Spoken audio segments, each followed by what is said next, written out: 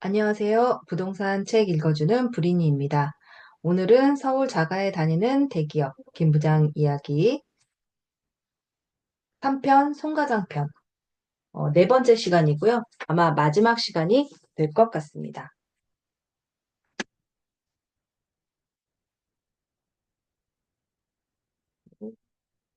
262쪽부터 읽도록 하겠습니다. 투기꾼인가 투자자인가. 5년이 지났다. 나는 과장이다. 사람들은 이제 나를 송과장이라 부른다. 10년 전부터 읽기 시작한 책들이 방 하나를 가득 채웠다. 500권은 좋게 넘는다. 중고로 팔 수도 없다. 연필과 형광펜 흔적으로 가득하기 때문이다. 나의 소중한 자산들이다. 책장을 둘러본다. 이 많은 책을 읽었다니 새삼 믿기지 않는다. 내가 자살 시도했다는 것을 경찰이 아버지에게 알리지 않았다면 정신과에 갈 일도 없었을 것이고 주의력 결핍, 과잉 행동 장애도 평생 치료하지 못한 채 살았을 것이다. 그랬다면 이 많은 책들을 읽지도 못했겠지. 아직도 믿기지 않는 것이 몇 가지 더 있다. 이력서를 100부 가까이 넣고 떨어진 내가 취업에 성공하고 대기업으로 이직까지 한 것. 영원히 혼자일 것만 같았던 내가 결혼을 한 것. 그 사이에서 아내와 나를 반반 닮은 꼬마가 있는 것. 내 원래 목표는 60억 보상받기였지만 이제는 아니다. 보상을 받는다는 것은 내가 어떻게 할 수 있는 영역이 아니다. 개발지로 지정이 되어야 가능한 일이다. 나에게 주도권이 없다는 뜻이다. 그래서 목표를 바꿨다. 경제적 자유. 이것이 내가 온전한 내 삶을 살 수 있는 키워드다.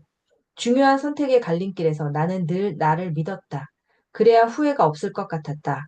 결과가 나쁘더라도 내가 한 선택이기 때문에 억울하지 않다. 행여나 억울할 것 같다면 억울하지 않을 만큼의 노력을 하면 된다. 노력했는데 안 됐다는 핑계를 대며 결과에 대해 변명하고 싶지 않다. 어설픈 노력으로 나태하지 않았다고 스스로를 위로하고 싶지도 않다. 그저 그런 노력은 하고 싶지 않다. 남들이 범접할 수 없는 수준의 노력을 하고 싶다. 파이팅! 오늘도 변함없이 새벽 4시에 일어나 회사로 향한다. 오늘은 부동산 계약이 있는 날이다. 김 부장님에게 오후 반차를 쓰겠다고 한다. 부장님의 표정이 좋지 않다. 잠깐 휴게실로 따라오라고 한다. 내가 산 아파트가 지금 2배가 됐어. 궁금한 거 있으면 나한테 물어봐. 다 알려줄게. 나중에 집값 떨어지면 어떡하려고 그래? 최근 상승기를 거치고 나니 갑자기 다들 전문가로 돌변했다. 부동산에 대해 경험담을 늘어놓으며 강의를 한다. 그런 말을 들어보면 대부분 모두가 아는 상식이거나 흘러간 과거를 본인 이론에 끼워 맞추는 말뿐이다. 김치찌개가 4,000원에서 7,000원이 된 것처럼 결국에는 오르게 되어 있다. 통화량이 늘어나는 만큼 부동산뿐만 아니라 모든 자산의 가격은 오르게 되어 있다. 가격이 올랐다기보다는 화폐의 가치가 떨어졌다고 보는 게 더 맞겠다. 가격 상승이 집에 대한 가치의 상승이라고 믿고 있지만 안타깝게도 사실 집의 가치는 아무런 변화가 없다. 주소도 구조도 입지도 모든 게 그대로다. 이튿날 회사의 카드키를 찍은 시간 6시 10분이다. 자리에 앉아 어제 못다 읽은 책을 펼 때쯤 입구 쪽 자동문 열리는 소리가 난다. 청소하시는 아주머니인 줄 알았는데 불규칙한 걸음에 구두 소리가 들린다. 깜짝이야. 송 과장님. 송 과장 뭐해? 부장님 안녕하세요. 일찍 오셨네요. 책 읽고 있습니다. 괜찮으세요? 나야 뭐 좀 쉴 테니까 일 봐. 술 냄새가 난다. 넥타이도 느슨하게 매인 것이 보인다. 부장님은 휴게실 쪽으로 향한다. 자러 가는 것 같아서 서랍에 있던 숙취 해소제를 가지고 휴게실로 따라 들어간다. 그새 잠이 든 것 같다. 머리는 기름으로 떡이져 있다. 김 부장님의 자는 모습을 이렇게 볼 줄이야. 자는 모습을 보니 세상 편해 보인다. 매일매일 치열하게 살아가는 대한민국의 중년 남성. 나의 미래 모습을 보는 것 같다. 급히 눕느라 벗지도 않은 구두를 벗겨드린다. 김 부장님과 외근을 가는 날이다. 신도시 쪽이다. 처음 방문하는 회사다. 회의실에는 20대 후반쯤 되어 보이는 직원만 있다. 떨떠름한 말투와 귀찮은 듯한 표정이다. 30분밖에 없으니까 하고 싶은 말 다 하고 가세요. 거만하다. 자세도 삐딱하다. 아니야, 아니야. 이게 요즘 애들 스타일일 수도 있어. 요즘 애들? 나도 모르게 요즘 애들이라는 단어를 생각한다. 그래도 기본적으로 저 자식은 비즈니스 매너가 너무 아니다. 귀찮다는 표정, 빨리 하고 꺼지라는 듯한 말투. 그래도 김 부장은 표정 하나 바뀌지 않고 당당하게 제품 설명을 한다. 김 부장님은 30분을 딱 맞춘다. 그 직원은 수첩을 딱 접고 바로 일어난다. 우리는 더러운 기분을 안고 나온다. 김 부장님이 말한다. 저 정도면 양반이야. 더한 놈들도 많아. 아예 안 만나주는 사람들도 수두룩해. 여기서 느낀다. 부장님이 때로는 철없어 보이지만 나보다는 어른이라는 것을. 업무가 끝났다. 편의점에 들어간다. 아르바이트생을 바라본다. 계산도 잘하고 말도 또박또박 잘한다. 나보다 낫다. 편의점에서 해고당한 그때가 생각난다. 베이시스트 편의점 사장님이 생각난다. 얼마나 열받았을까? 자기가 돈 주고 쓰는 사람이 사고나 치고 그랬으니. 편의점 밖 테이블에 앉아서 옥수수 수염차를 마신다. 저쪽에서 머리에 기름을 바른 남자 2명이 걸어온다. 딱 봐도 분양하는 사람들이다. 분위기만 봐도 말솜씨가 화려할 것 같다. 꺼림직한 게 있으면 말에 미사 어구가 많다. 물건이 좋으면 미사 어구가 필요 없다. 사실 그냥 사실만 알려주면 끝이다. 정보의 시대다. 물건이 좋으면 영업하러 돌아다니지 않는다. 사람들이 알아서 찾아간다. 이런 길거리 무작위의 아날로그 영업 방식을 취한다는 것은 버리고 싶은 것을 빨리 남에게 떠넘기고자 하는 목적이다. 역시나 대폭 할인해 준다고 한다. 귀한 것을 싸게 준다고 한다. 그럴싸하다. 초보라면 넘어갈 만하다. 김 부장님의 눈이 초롱초롱하다. 마치 구원자를 만난 듯한 눈빛이다. 이거 위험한데? 이럴 때는 사람을 보지 말고 상황을 봐야 한다. 왜 갑자기 다가와서 좋은 물건을 싸게 준다는 건지 생각해야 한다. 부장님은 명함을 챙긴다. 아무래도 많이 할인해주고 매달 따박따박 월세가 들어온다는 말에 혹한 것 같다. 이 세상에 따박따박 멈추지 않는 것은 시계추뿐인데 부장님은 아직 잘 모르시는 것 같다. 나는 저런 물건은 조심해야 한다고 한 번 더 말한다.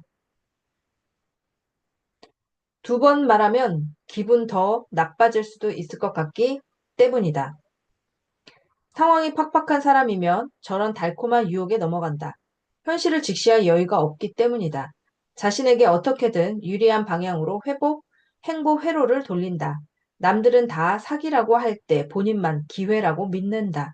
남들은 다 사기꾼이라고 할 때 본인만 행운의 여신이라고 믿는다. 김 부장님이 저 상가를 부디 사지 않기를 바란다. 젊을 때는 일해서 돈 벌고 나이 들면 월세 받는 것이라는 통념이 있다. 나이 들어서 월세를 받으려면 정말 좋은 매물을 잘 찾아야 한다.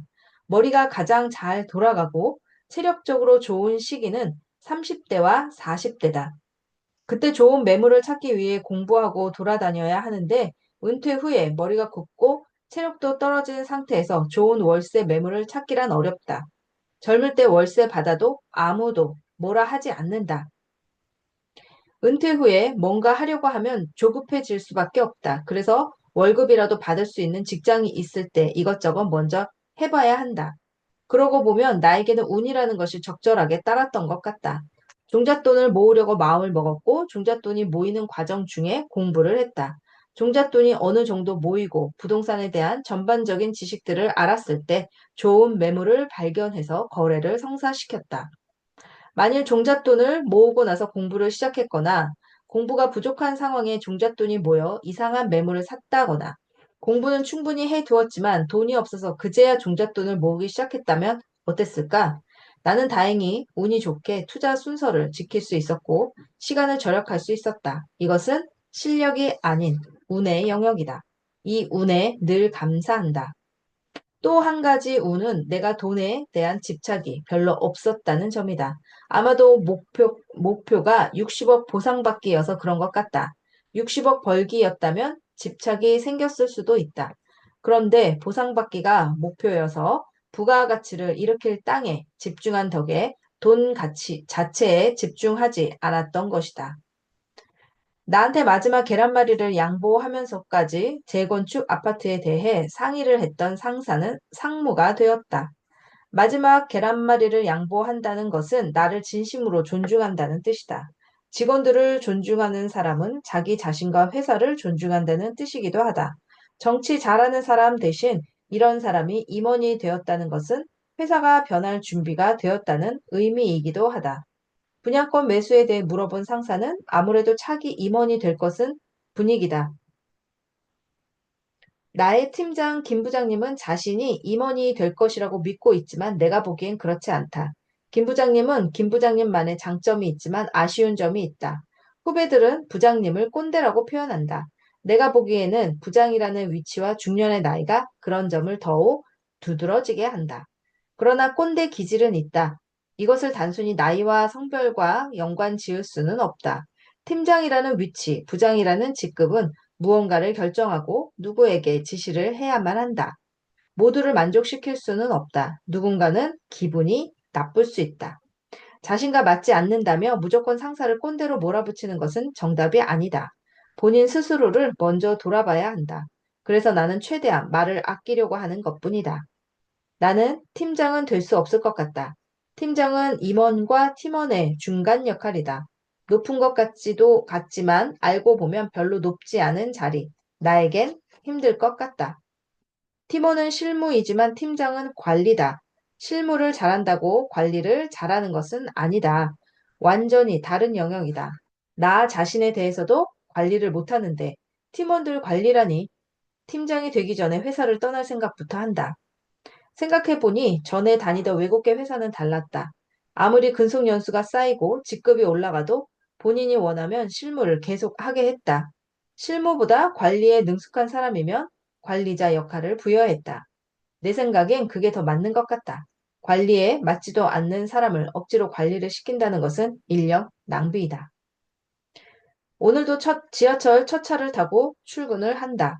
예전에는 몇백 원 아끼려고 새벽에 출근했지만 요즘은 조용한 지하철이 좋아서 새벽에 출근한다. 매일 앉는 자리에 앉아 책을 편다. 책을 읽기 전 주위를 한번 둘러본다. 혹시 시끄럽거나 이상한 사람이 있으면 미리 자리를 옮겨야 한다. 다행히 잠잠히 모두 핸드폰을 주시하고 있다. 내가 탄 칸에는 총 10명이 앉아 있다. 책을 보는 사람은 나 한 명뿐이다. 내가 상위 10%에 들어갈 가능성이 있다는 뜻이다. 다음 역에서 10명 정도가 더 탄다. 역시 책을 보는 사람은 나뿐이다. 상위 5%가 될 가능성이 크다는 뜻이다. 몇 개 정류장을 지나고 보니 약 100명 정도가 탄 것 같다. 아직도 책을 보는 사람은 나뿐이다. 상위 1%가 될 가능성이 아주 높다는 뜻이다. 회사에 도착한다. 신문을 보고 책을 읽고 일기를 쓰다 보면 하나 둘씩 출근을 한다. 권사원은 남자친구와의 결혼 때문에 골치가 아프다. 본인과 경제관념이 많이 다르고 무엇보다 아직까지 부모님께 의존을 많이 한다고 한다. 이야기를 들어보니 당장 헤어지라고 하고 싶지만 각자 속사정은 모를 일이니 말을 조심한다. 양쪽 이야기를 들어봐야 한다. 권사원의 남자친구는 집값이 떨어지면 그때 집을 사자고 했다고 한다.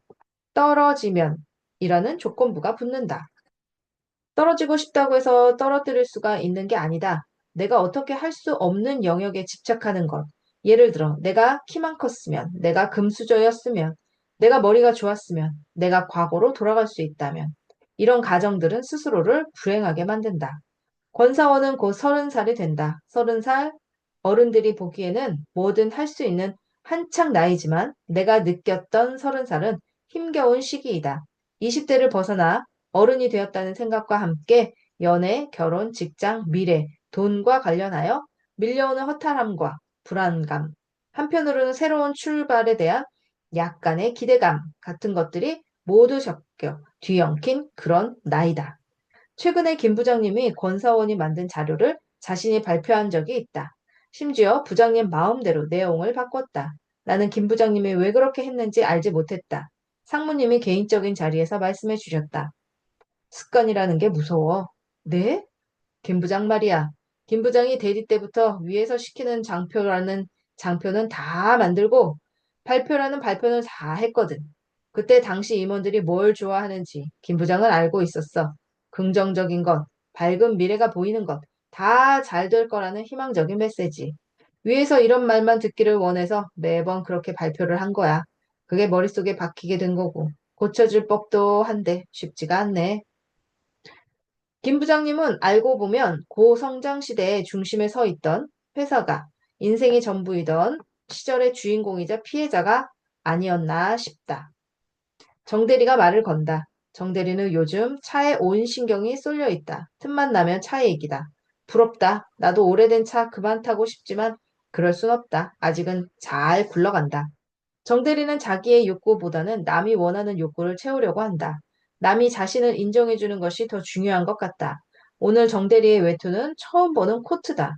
차르르 흘러내리는 것이 내 눈에도 멋져 보인다.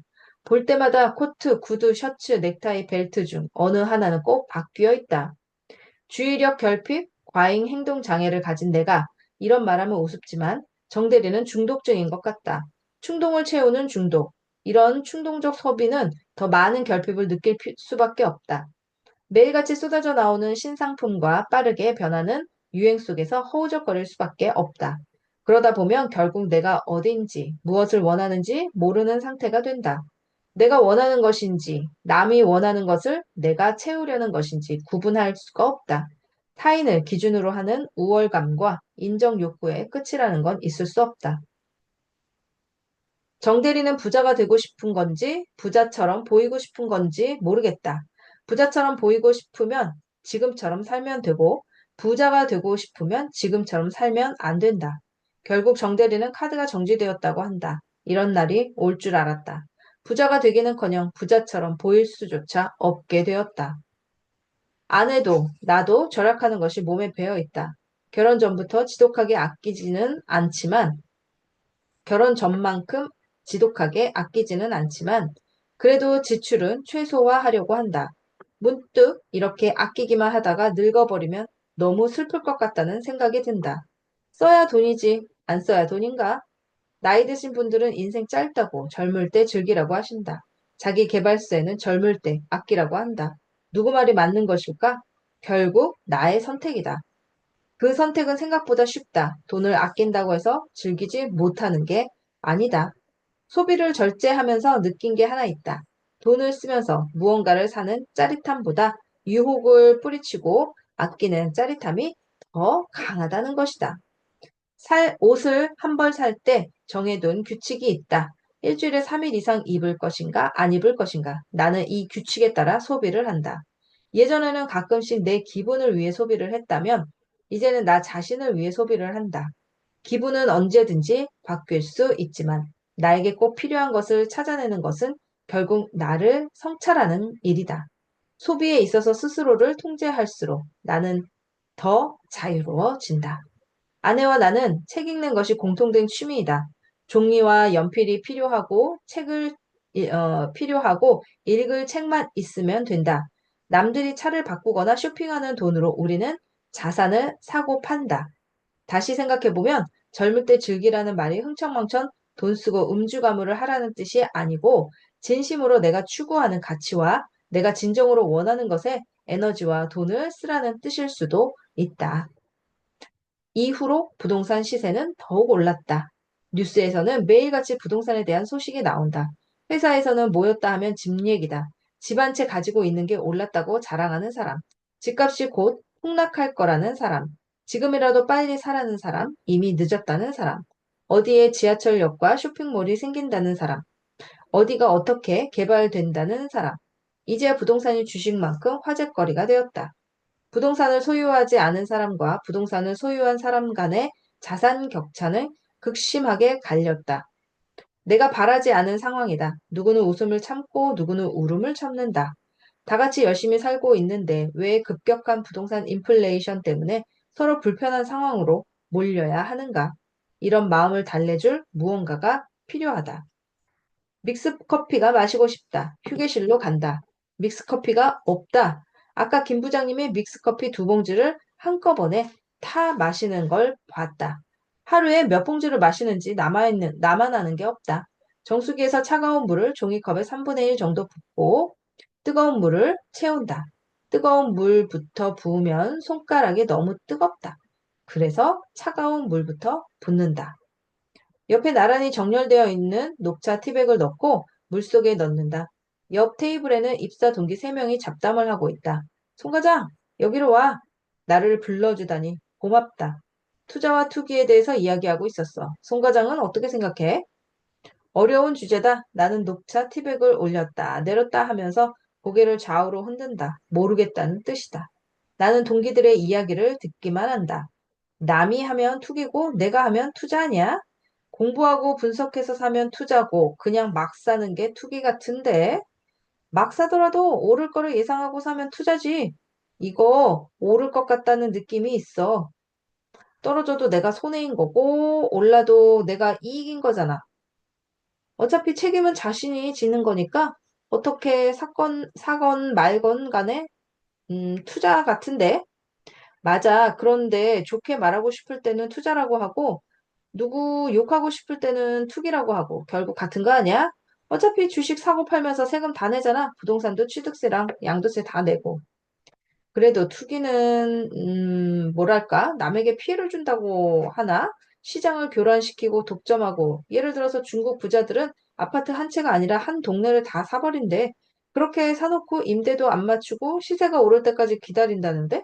그런 게 투기 아닐까?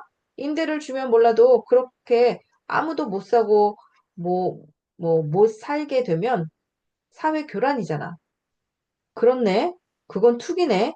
그런데 만약에 그 아파트가 우리가 생각하는 15층, 20층짜리가 아니라 2층짜리라면 세대수가 둘이라고 하자. 두 세대가 과연 시장 교란을 일으킬까? 그래도 본인이 안 살고 묵혀두는 거니까 투기지. 그럼 주식은 나는 아무것도 안 하고 샀다가 팔기만 하는데 그것도 투기겠네? 그건 또 그렇네. 그럼 로또는 그것도 투기인가? 아, 로또 투자가 아닌 건 확실하고 그렇다고 투기라고 볼 수도 없고 나라에서 합법적으로 하는 거니까 그냥 로또는 게임 아닐까? 아, 몰라. 로또나 사러 가야지. 야, 송 과장, 너는 투기꾼이냐, 투자자냐? 갑자기 3명의 얼굴이 나에게로 향한다. 이 부분에 대해 생각해 본 적이 없다. 잘 모르겠는데. 이런 질문을 들으니 기분이 좀 이상하다. 기분이 썩 좋지는 않다. 나름 열심히 하고 있는데 어쩌면 남이 볼 때는 투기가 될 수도 있구나. 여러 가지 생각이 드는 대목이다. 나는 투자자일까, 투기꾼일까? 투자와 투기, 무엇이 다를까? 사전을 찾아보니 생산 활동과 관련된 것을 투자라고 하고 생산 활동과 관계없이 이익을 추구할 때는 투기라고 쓰여 있다. 그렇다면 집을 사는 것은 투기인가? 실거주 목적으로 자기가 들어가서 사는 것도 투기인가? 생산 활동을 하려면 사람이 필요하다. 사람이 있으려면 살 곳이 필요하다. 살 곳은 생산 활동과도 연관되어 있다. 즉, 집을 사는 것은 원활한 생산 활동을 하는 사람의 기본적인 조건이므로 투자라고 봐야 한다. 그렇다면 집을 사고 전세나 월세 같은 임대를 주는 것은 무엇일까? 생산 활동을 위한 사람들에게 매매가보다 저렴한 전세와 월세를 제공한다. 명백한 투자다. 아니다. 전세 보증금이라는 무이자 레버리지를 이용해서 시세 차익을 노리거나 월세를 받으며 현금 흐름을 창출한다. 이렇게 보면 투기인가? 주식에 투자해서 배당금을 받아가며 현금 흐름을 만드는 것과 뭐가 다른 거지? 공부를 해서 사든 공부를 안 하고 사든 목적은 같다. 돈을 번다는 것. 10시간 공부하면 투자, 1분 공부하면 투기, 뭐 이런 건가? 이 기준은 누가 정하는 거지? 내가 결정하면 투자, 남이 하는 거 따라하면 투기? 그런데 남이 하는 것도 일종의 패턴 분석이나 트렌드 효과라고 스스로 정의해 버린다면 그것도 투기일까? 열심히 노력해서 이익을 보면 투자, 운 좋게 이익을 보면 투기? 하지만 운도 실력이라고 하지 않는가? 아, 어렵다. 그래도 나름 투자자에 대해 내린 결론은 투자를 시작할 때부터 하락장에 대비해야 하고 하락장에서도 무언가를 할 줄 알고 하락장에서도 수익을 낼 수 있는 사람이라는 것이다. 아까 나에게 투기꾼인지 투자자인지 물어본 회사 동기가 메시지를 보낸다. 회사 끝나고 밥을 먹자고 한다. 근처 식당에서 만난다. 동기는 표정이 좋지 않다. 소주를 꿀꺽 넘기고 말한다. 재미 좀 봤냐? 무슨 재미? 너 하는 거 부동산 그걸로 재미 좀 봤냐고. 계속 하고 있어. 재밌어. 공부하고 사고 팔고 하는 거. 그래서 얼마 벌었어? 이렇게 가끔 나보고 자산이 얼마나 되냐고 묻는 사람들이 있다. 계산해 본 적도 없지만 대충 알더라도 대답해 주기가 싫다. 자칫 말투가 조금이라도 이상하게 전달되면 자랑하는 것처럼 들리는 게 싫다는 이유도 있지만 어떤 액수를 말하면 그동안의 노력과 고통, 좌절의 순간들이 그 숫자에 묻혀 있는 것 같다. 결과만 보이는 것 같다. 결과가 중요하긴 하나 과정에서 얻는 것이 몇만 배 중요하기 때문이다. 나는 입을 다물고 입꼬리만 아주 미세하게 올린다. 물을 쭉 마신다. 이 정도면 알아들었을 것 같다. 동기가 계속 말한다. 아끼고 아꼈는데 집값이 쭉쭉 올라가. 따라갈 수도 없어. 갑자기 부모님이 원망스러워. 아니, 원망스럽지는 않은데 원망스러워질까봐 두려워. 연봉 5천, 6천 이런 게 무슨 의미지? 노동의 가치라는 게 뭐지? 그때 네 말 듣고 대출 왕창 받아서 샀어야 했어. 동기가 한숨을 푹 쉬고는 말을 잇는다. 집값 오르는 거 보면 월급 몇백만 원은 그냥 종이 쪼가리 같아 보여. 성과급 관심도 없어. 인사 고과나 승진에도 관심 없어. 집 없는 부장보다 집 있는 대리가 위야. 참 어이없지?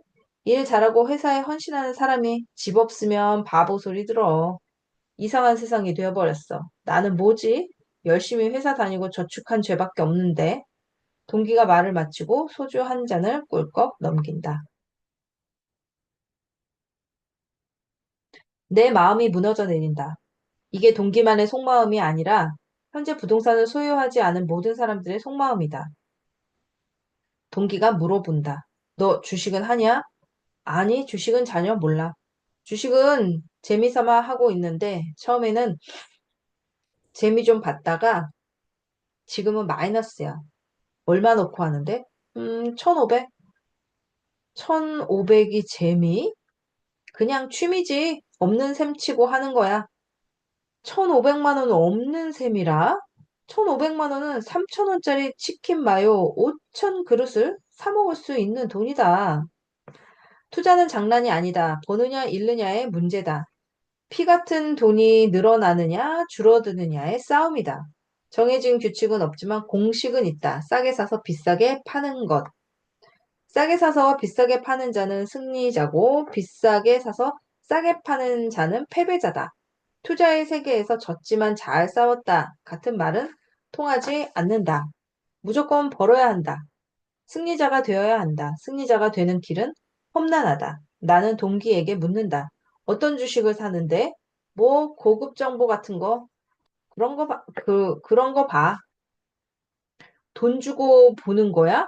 아니, 친구들 단체 카톡방에서 도는 것도 있고, 아는 형이 주는 소스도 있고, 그게 고급이야? 공짜로 보는 게? 아, 그 회사 내부 정보 빼내서 주는 거래. 이 동기는 열심히 회사 다니고 저축한 죄밖에 없다고 했다. 내가 보기에는 죄가 있다. 돈을 소중히 다루지 않은 죄. 게으른 죄. 집을 살 때는 아무리 초보라도 교통, 직주 근접, 로얄동, 로얄층, 구조, 세금, 복비 모두 계산해 가며 산다. 그런데 주변에서 주식하는 사람들의 공통된 특징은 그 회사의 본사 주소조차 모르고 산다는 점이다. 회사의 5년간 매출과 순이익은 더욱 모르고 산다. 대부분 남이 말해준 싸구려 정보나 희망 회로, 선글라스를 쓰고 보는 차트. 직감에 의해 산다. 여기서부터 승자와 패자가 결정된다. 가장 좋은 결과를 내는 방법은 더 귀찮고 더 어렵고 더 복잡한 과정을 거치는 것이다. 쉽게 판다는 것은 덜 고민하고 덜 공부하고 덜 조사한다는 뜻이다. 주식도 해볼까 생각했다. 빠르다. 엄청난 양의 데이터가 빠르게 움직인다. 빨간색, 파란색 막대 그래프가 그려진 차트를 보니 그나마 약으로 진정시켜 놓은 나의 주의력 결핍, 과잉, 행동 장애가 다시 악화될 것만 같다. 내 머리로는 도저히 감당할 수가 없다. 개미 투자자들은 기관과 외국인이라는 거대한 바위와 부딪혀야 한다. 바위 속에서는 수많은 전문 투자자들과 슈퍼컴퓨터들이 로직을 돌려 의사결정을 한다. 그들과 동등하게 맞서려면 최소 그들만의 노력을 하든지 바위를 통째로 사버릴 자본이 있든지 바위를 깨뜨릴 토르 망치나 헐크 펀치가 있어야 한다. 나는 그럴 자신이 없어 주식은 일찌감치 포기했다. 그래서인지 주식 투자자들이 대단해 보인다. 지인 중에 주식으로 성공한 사람이 한 명 있다. 발전 가능성 높은 회사를 찾은 후에 회사 공장 앞에서 트럭이 하루에 얼마나 왔다 갔다 하는지 개수기로 센다. 아침 7시부터 저녁 7시까지 매일매일. 그렇게 3개월 정도를 체크한다. 통행량의 증감 추이를 보고 나서야 그 회사의 주식을 살지 말지를 결정한다. 지금은 아르바이트생들을 고용하여 그렇게 하고 있다. 그 형의 자산은 나날이 불어나고 있다. 그렇게 해야 겨우 성공할 수 있는 곳에서 월급보다 많은 1,500만 원을 장난으로 굴린다는 것은 돈에 대한 예의가 없다는 것이다. 또 한 가지 간과해서는 안 될 것은 주식에 10만 원만 투자했을지라도 대부분의 사람들은 매일 최소 하루에 5번은 주가가 얼마인지 올랐는지 내렸는지 확인한다는 점이다. 투자한 것을 아예 묻어두고 몇 개월, 몇 년을 기다리는 사람은 드물다. 올랐으면 신나고 내렸으면 씁쓸하고 팔고 나서 내리면 신나고 팔고 나서 오르면 억울하다. 하루에도 몇 번씩 롤러코스터를 탄다. 사람이 놀이동산에 가서 오전 9시부터 오후 3시까지 쉬지 않고 롤러코스터를 타면 어떨까? 멀미가 없던 사람도 정전기관, 반고리관, 달팽이관이 튀어나와 너덜너덜 걸레가 될 것이다. 주식도 마찬가지다. 웬만한 메탈의 소유자가 아니라면 흔들리는 주가에 처음에는 미미하게 흔들리지만 시간이 지날수록 진폭이 커져 마침내 영혼이 파괴된다. 동기가 말한다. 어차피 집도 못 사는데 있는 돈 주식에 전부 넣을까봐. 동기는 지금 초조하다. 뒤처지고 있다고 생각한다. 더 뒤처질까봐 두려워하고 있다. 이런 상태에서 하는 선택은 투자뿐만 아니라 다른 선택의 결과도 좋지 않다. 주변의 변화에 흔들린다면 인생의 주도권은 자신에게 있지 않다. 나는 대답한다. 기다려, 기회는 오게 되어 있어. 그러나 동기는 내 말이 들리지 않을 것이다. 요즘에는 빠르게 돈 버는 법, 빠르게 성공하는 법, 빠르게 은퇴하는 법 같은 현실 속에서 존재하기 힘든 영웅서사적인 책들이 많다. 유튜브에도 비슷한 내용의 인터뷰나 강의들이 넘쳐난다. 심지어 단숨에 영어 잘하는 법까지 있다. 세상의 변화가 빨라진 만큼 빠른 결과를 얻고 싶도록 자극한다. 혹할 만하다. 다들 이 지루한 직장 생활을 때려치우고 싶어 한다. 하루아침에 수억, 수십억, 돈벼락이 떨어지기를 기대한다. 그러나 전부 허황된 것들임을 알아야 한다. 뭘 기다려? 이러다가 지금보다 더 거지가 되어서 나앉으면 어쩌려고? 동기는 소주를 꿇고 원샷을 한다. 그냥 부동산 하나 찍어줘. 나도 사보게. 질문이 들어온다. 찍어달라는 말은 뺐으면 좋겠다. 권사원에게 했던 말 그대로 한다. 살고 싶은 지역하고 아파트 단지를 3군데만 정해봐. 그러면 거기서 봐줄게. 아니, 그냥 찍어달라고. 내가 그거 공부하고 보러 다닐 시간이 어딨어. 이런 게 투기가 아닐까? 투자와 투기는 이런 마음가짐에서 갈리는 것 같다. 결과나 과정보다는 어떤 자세로 임하는지에 따라서 말이다. 동기는 지금 투기를 하려고 한다. 나의 시간은 부족하고 남의 시간은 많다. 남의 노력은 힘들고 남의 노력은 쉽다. 나는 힘들고 남은 편하다. 노력하지 않으려고 한다. 어떻게든 핑계를 만들어서 귀찮음과 힘듦을 피하려고 한다. 그런 핑계는 본인에게서는 꽤나 합리적이겠지만 결국 핑계에 불과하다. 점점 취해가는 이 친구는 자신에 대한 이해부터 해야 할 것 같다. 주변 사람들을 올려다 보지 말고 자기 자신을 지어다 봐야 할 것 같다. 지금도 내가 나는 누구인가에 대해 끊임없이 질문을 하듯이. 며칠 뒤 그 동기는 내 자리에 와서 고급스러운 가죽 케이스에 보테가 베나테 키링이 걸린 차키를 보여준다. 동그라미 4개가 겹쳐있는 로고가 새겨 있다.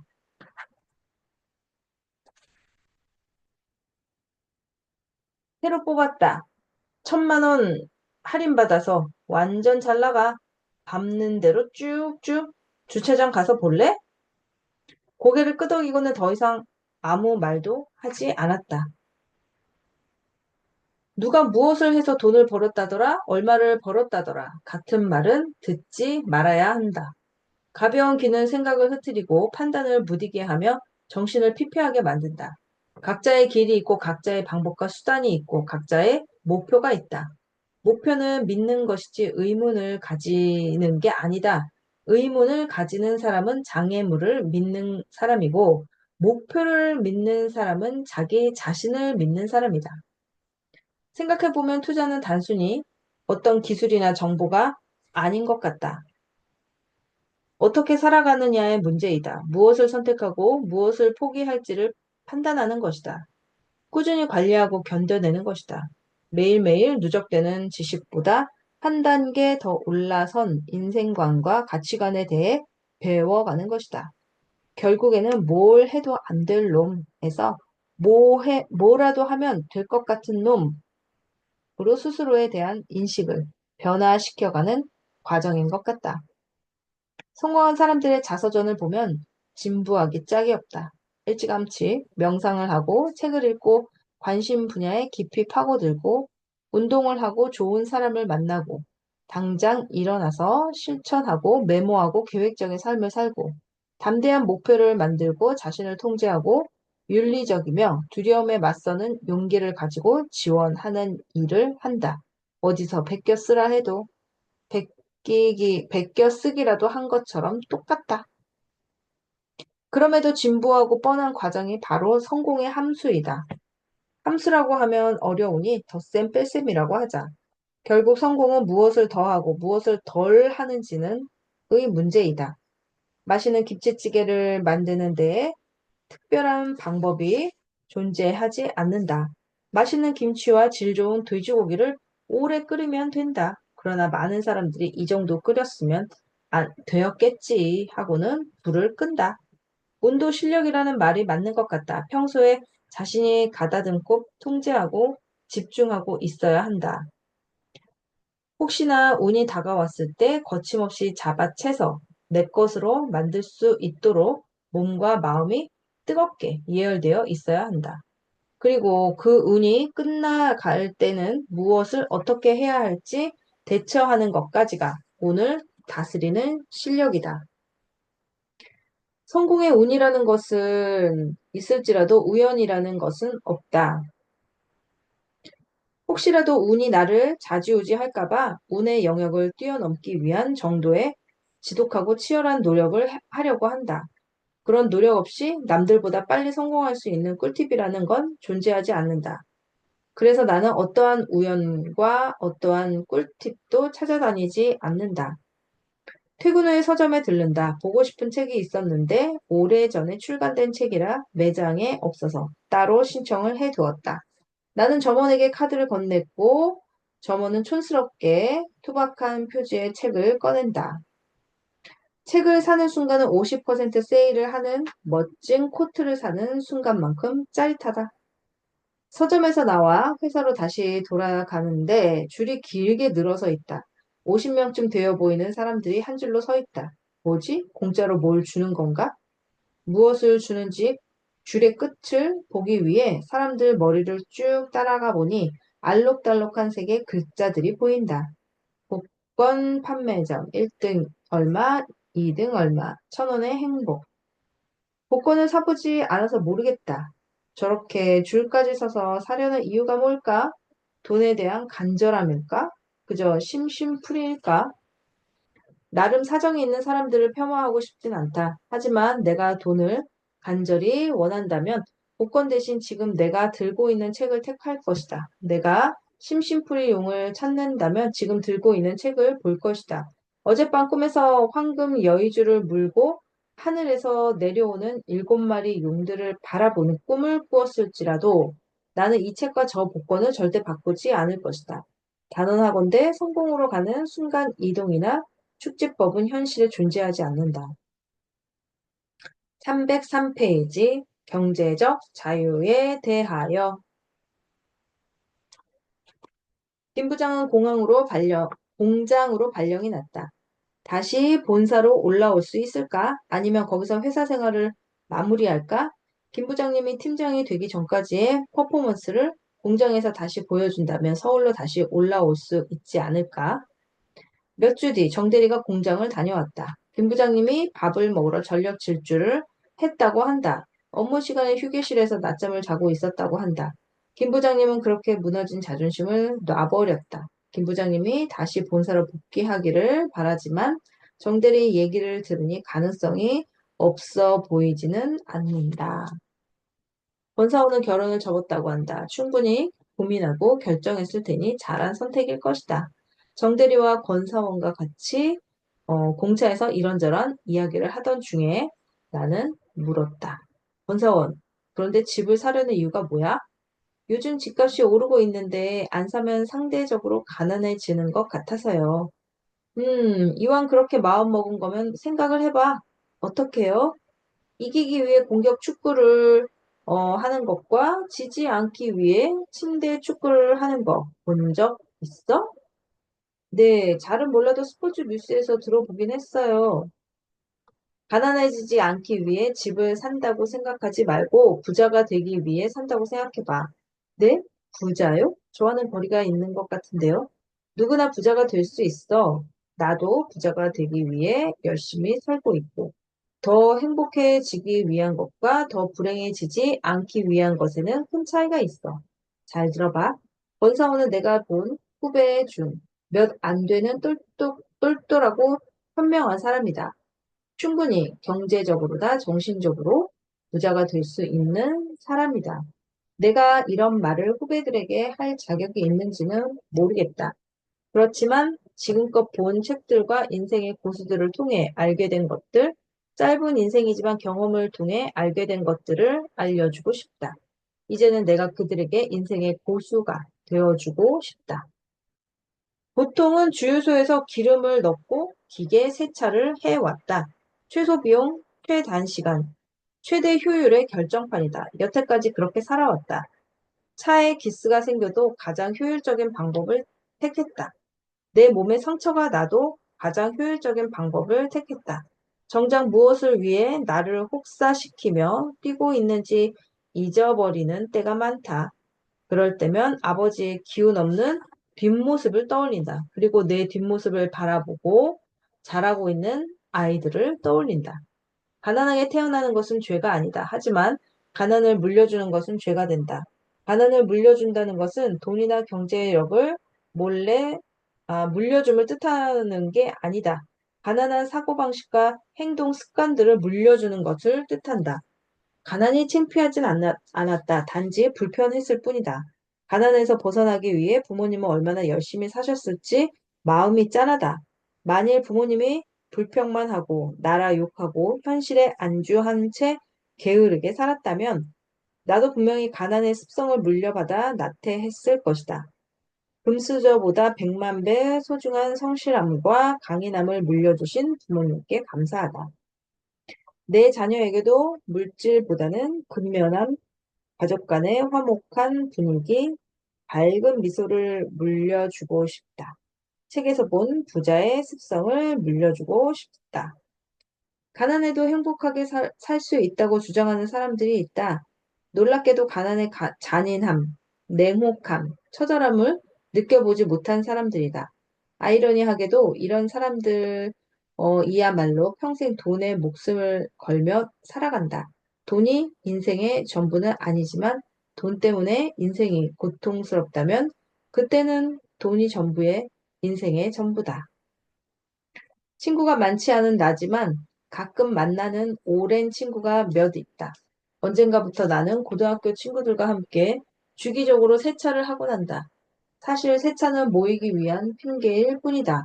우리는 한적한 평일 밤에 셀프 세차장에서 만난다.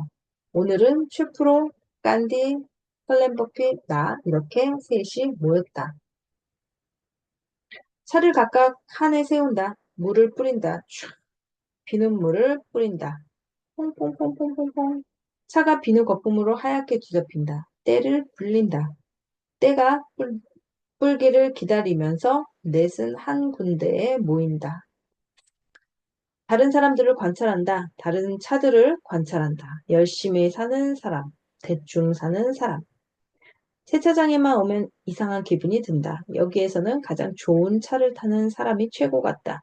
마치 헬스장에서 가장 몸 좋은 사람이 최고인 것처럼 차가 여기 있는 사람들의 서열을 세우는 것 같다. 내 차는 10년 동안 11만 킬로미터를 뛴 구형이다. 뿌듯하다. 말썽 없이 10년째 타고 있다는 사실이. 더 이상 감가상각도 없다. 그러하기에 더 오래 타야 한다. 친구들은 최근에 다 차를 바꿨다. 셋 다 중고차를 샀다. 신차보다 훨씬 싸고 상태도 아주 좋다. 나도 차를 바꾼다면 중고차를 찾아갈 것이다. 중고차라도 친구들 차가 내 차보다는 신형이다. 부러운 게 몇 가지 있다. 통풍 시트와 열선 핸들, 여름에 에어컨을 아무리 세게 틀어도 등에 땀이 차는 것은 어쩔 수 없다. 작년 겨울에 회식 끝나고 김 부장님 차를 운전한 적이 있는데 열선 핸들은 신세계였다. 차디찬 손이 녹는다. 히터 앞에다 손을 갖다 댈 필요가 없었다. 두 손으로 핸들을 더 꽉 잡는다. 대부분 저절로 안전 운전이 가능하다. 아, 또 있다. 전동 트렁크. 열 때는 상관없는데 닫을 때가 불편하다. 특히 차가 더러울 때는 닫고 나면 손에 먼지가 묻는다. 무거운 것을 들고 닫을 때는 팔이 떨어져 나갈 것 같다. 요즘 트렁크를 손으로 닫는 사람은 지금 팀장인 최 부장님과 나뿐이다. 최 부장님과 나는 마치 누가 더 오래 차를 타나 시합을 하는 모양이다. 이 세 가지만 어떻게 된다, 이 세 가지만 어떻게 안 되나 늘 상상한다. 이 세 가지 기능이 있는 차를 언제 바꿀지 상상만 해도 기분이 좋다. 막상 바꿔서 거기에 익숙해지면 소중함이 없어지고 더 편리한 기능을 갈구하겠지만. 세차를 끝내고 맥도날드로 간다. 우리는 감자튀김과 오레오, 맥플러리를 시킨다. 감자튀김에 맥플러리를 찍어 먹는다. 단짠 뜻 차. 달고 짜고 뜨겁고 차갑고 에 상반되는 맛과 온도가 어우러진 환상적인 조화를 만들어낸다. 셰프로가 감자튀김 3개를 잡고 아이스크림에 푹 찍어 먹는다. 철근같이 강력해 보이는 하관이 위아래로 움직이면서 말한다. 세차하니까 스트레스가 확 풀리네. 이게 물을 뿌리면서 먼지 쓸어내리는 쾌감이 있다니까. 그런데 앞에 벌레 붙은 건 진짜 안 떨어지더라. 그건 걸레로 좀 문지르든지 약품을 쓰든지 해야 할걸. 가장 큰 벌레 죽어 있으면 무서워. 내장이 다 보여. 옆에, 아까 옆 칸에 있던 사람 봤어?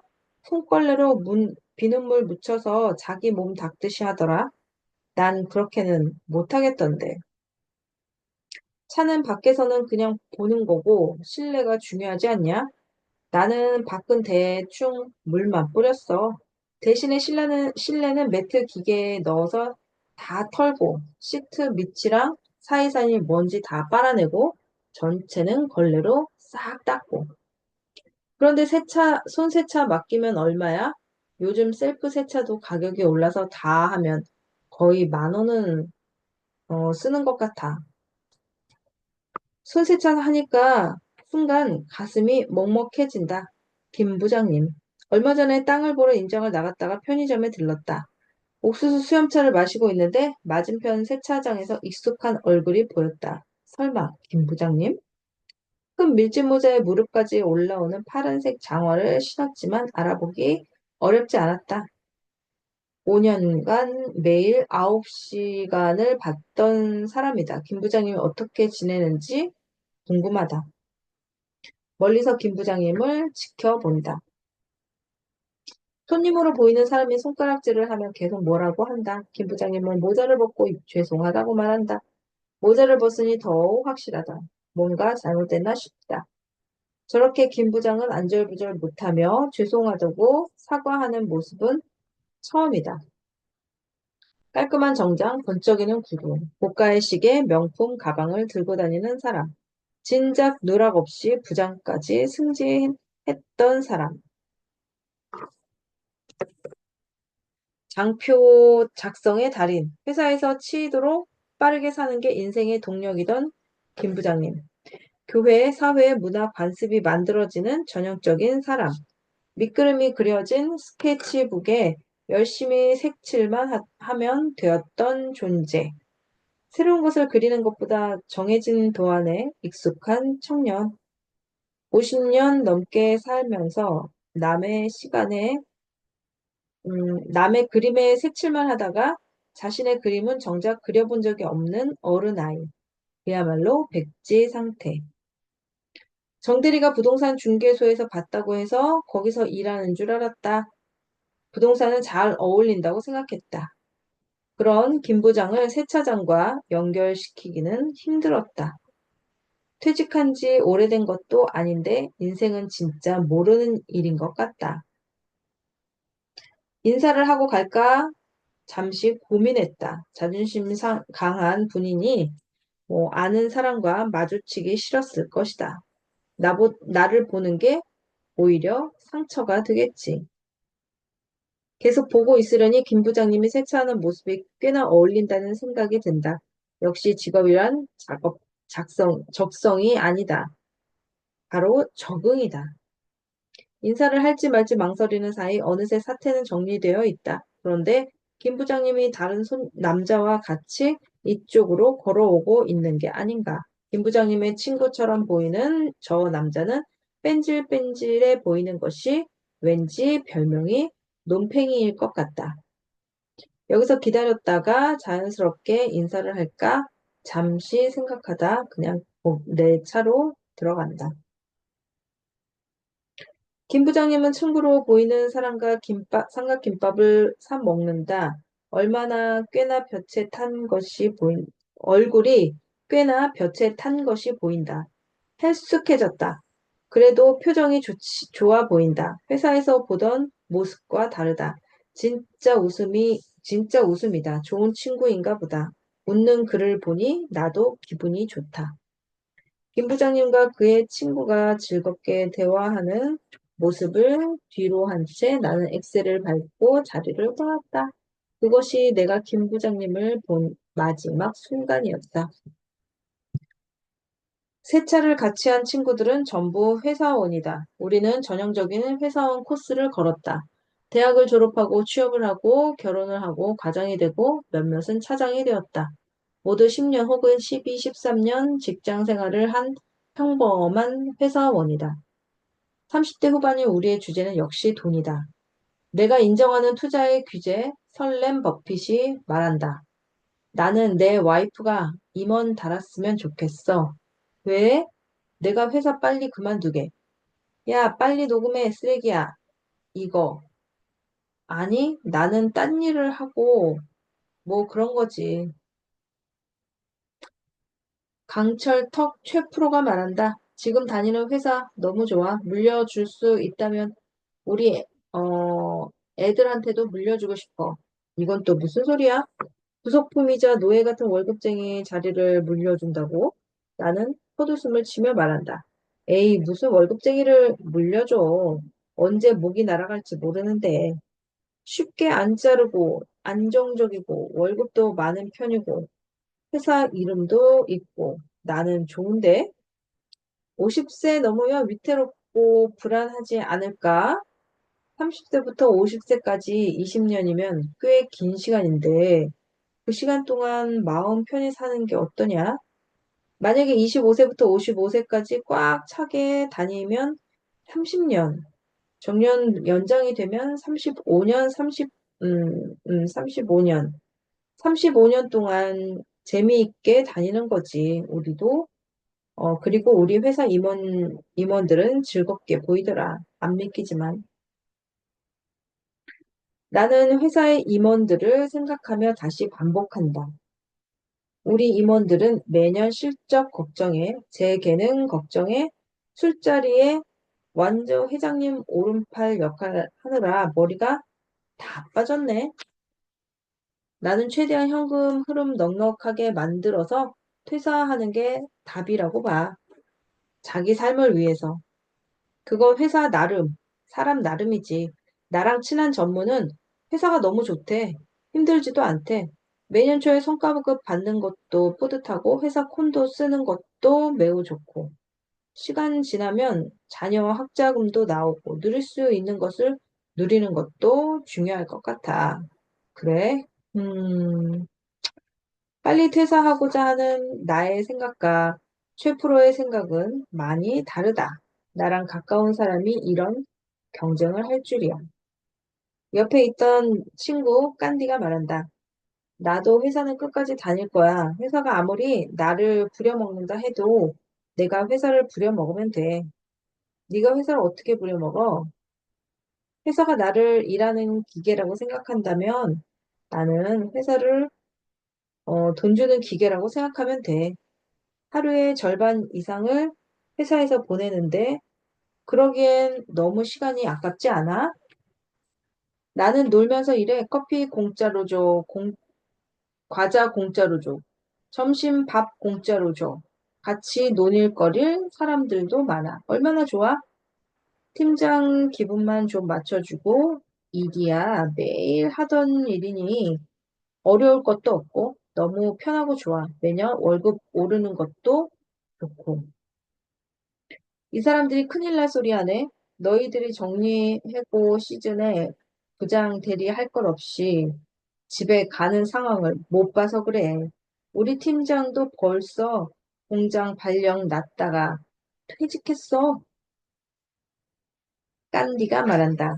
우리 회사도 공장 발령 낸 적 있는데 그렇게 되지 않도록 어느 정도는 해야지.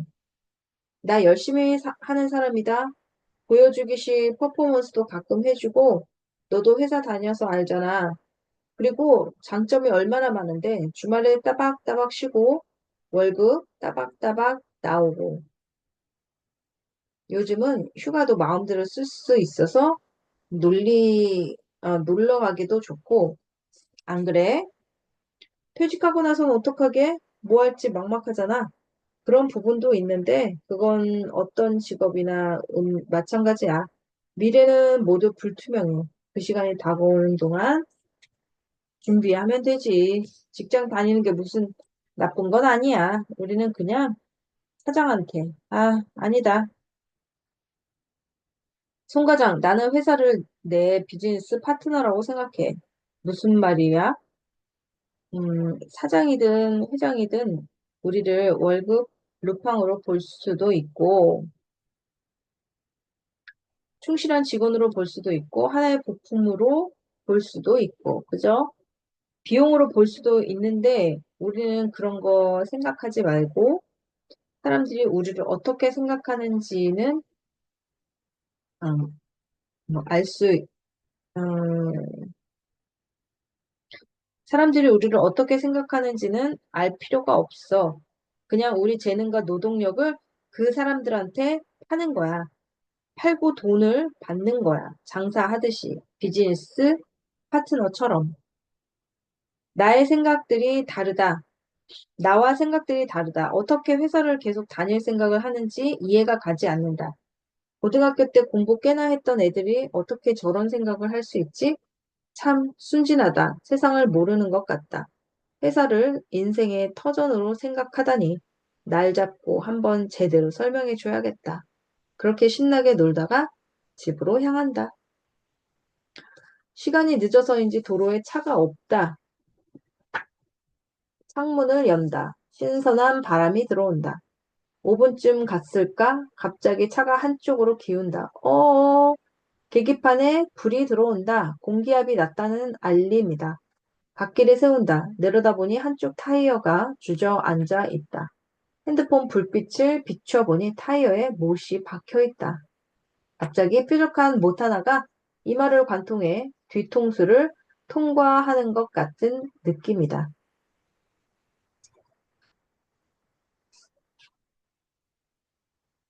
아, 나도 꼰대였다. 내 방식이 무조건 맞다고 생각하고 있었다. 내 경험이 무조건 맞다고 믿고 있었다.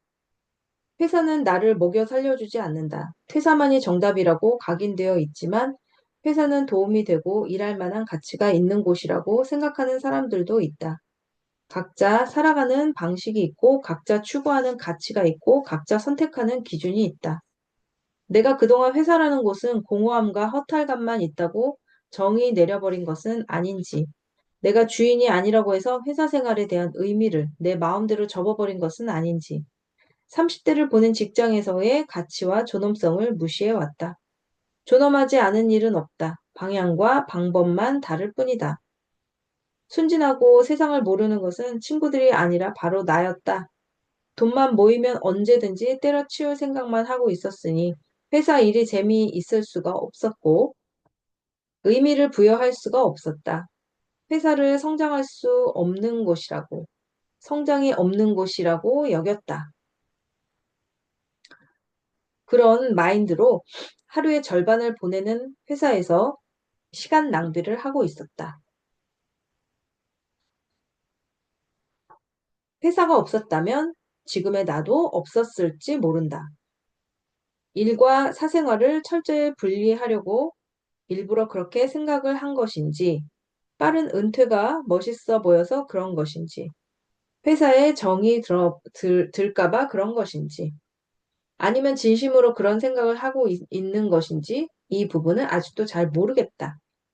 취업 준비생들이 늘어만 가고 있고 취업 준비생들 가운데 많은 수가 공무원 시험 준비를 하고 취직했다 하더라도 2, 3년 만에 이직하는 사람들이 폭발적으로 증가하고 있는 현장을 지켜보며 어쩌면 10년째 다니는 이 직장이 어쩌면 나와 잘 맞는 것일 수도 있고 잘 맞지 않더라도 이미 잘 적응했다는 의미일 수도 있다.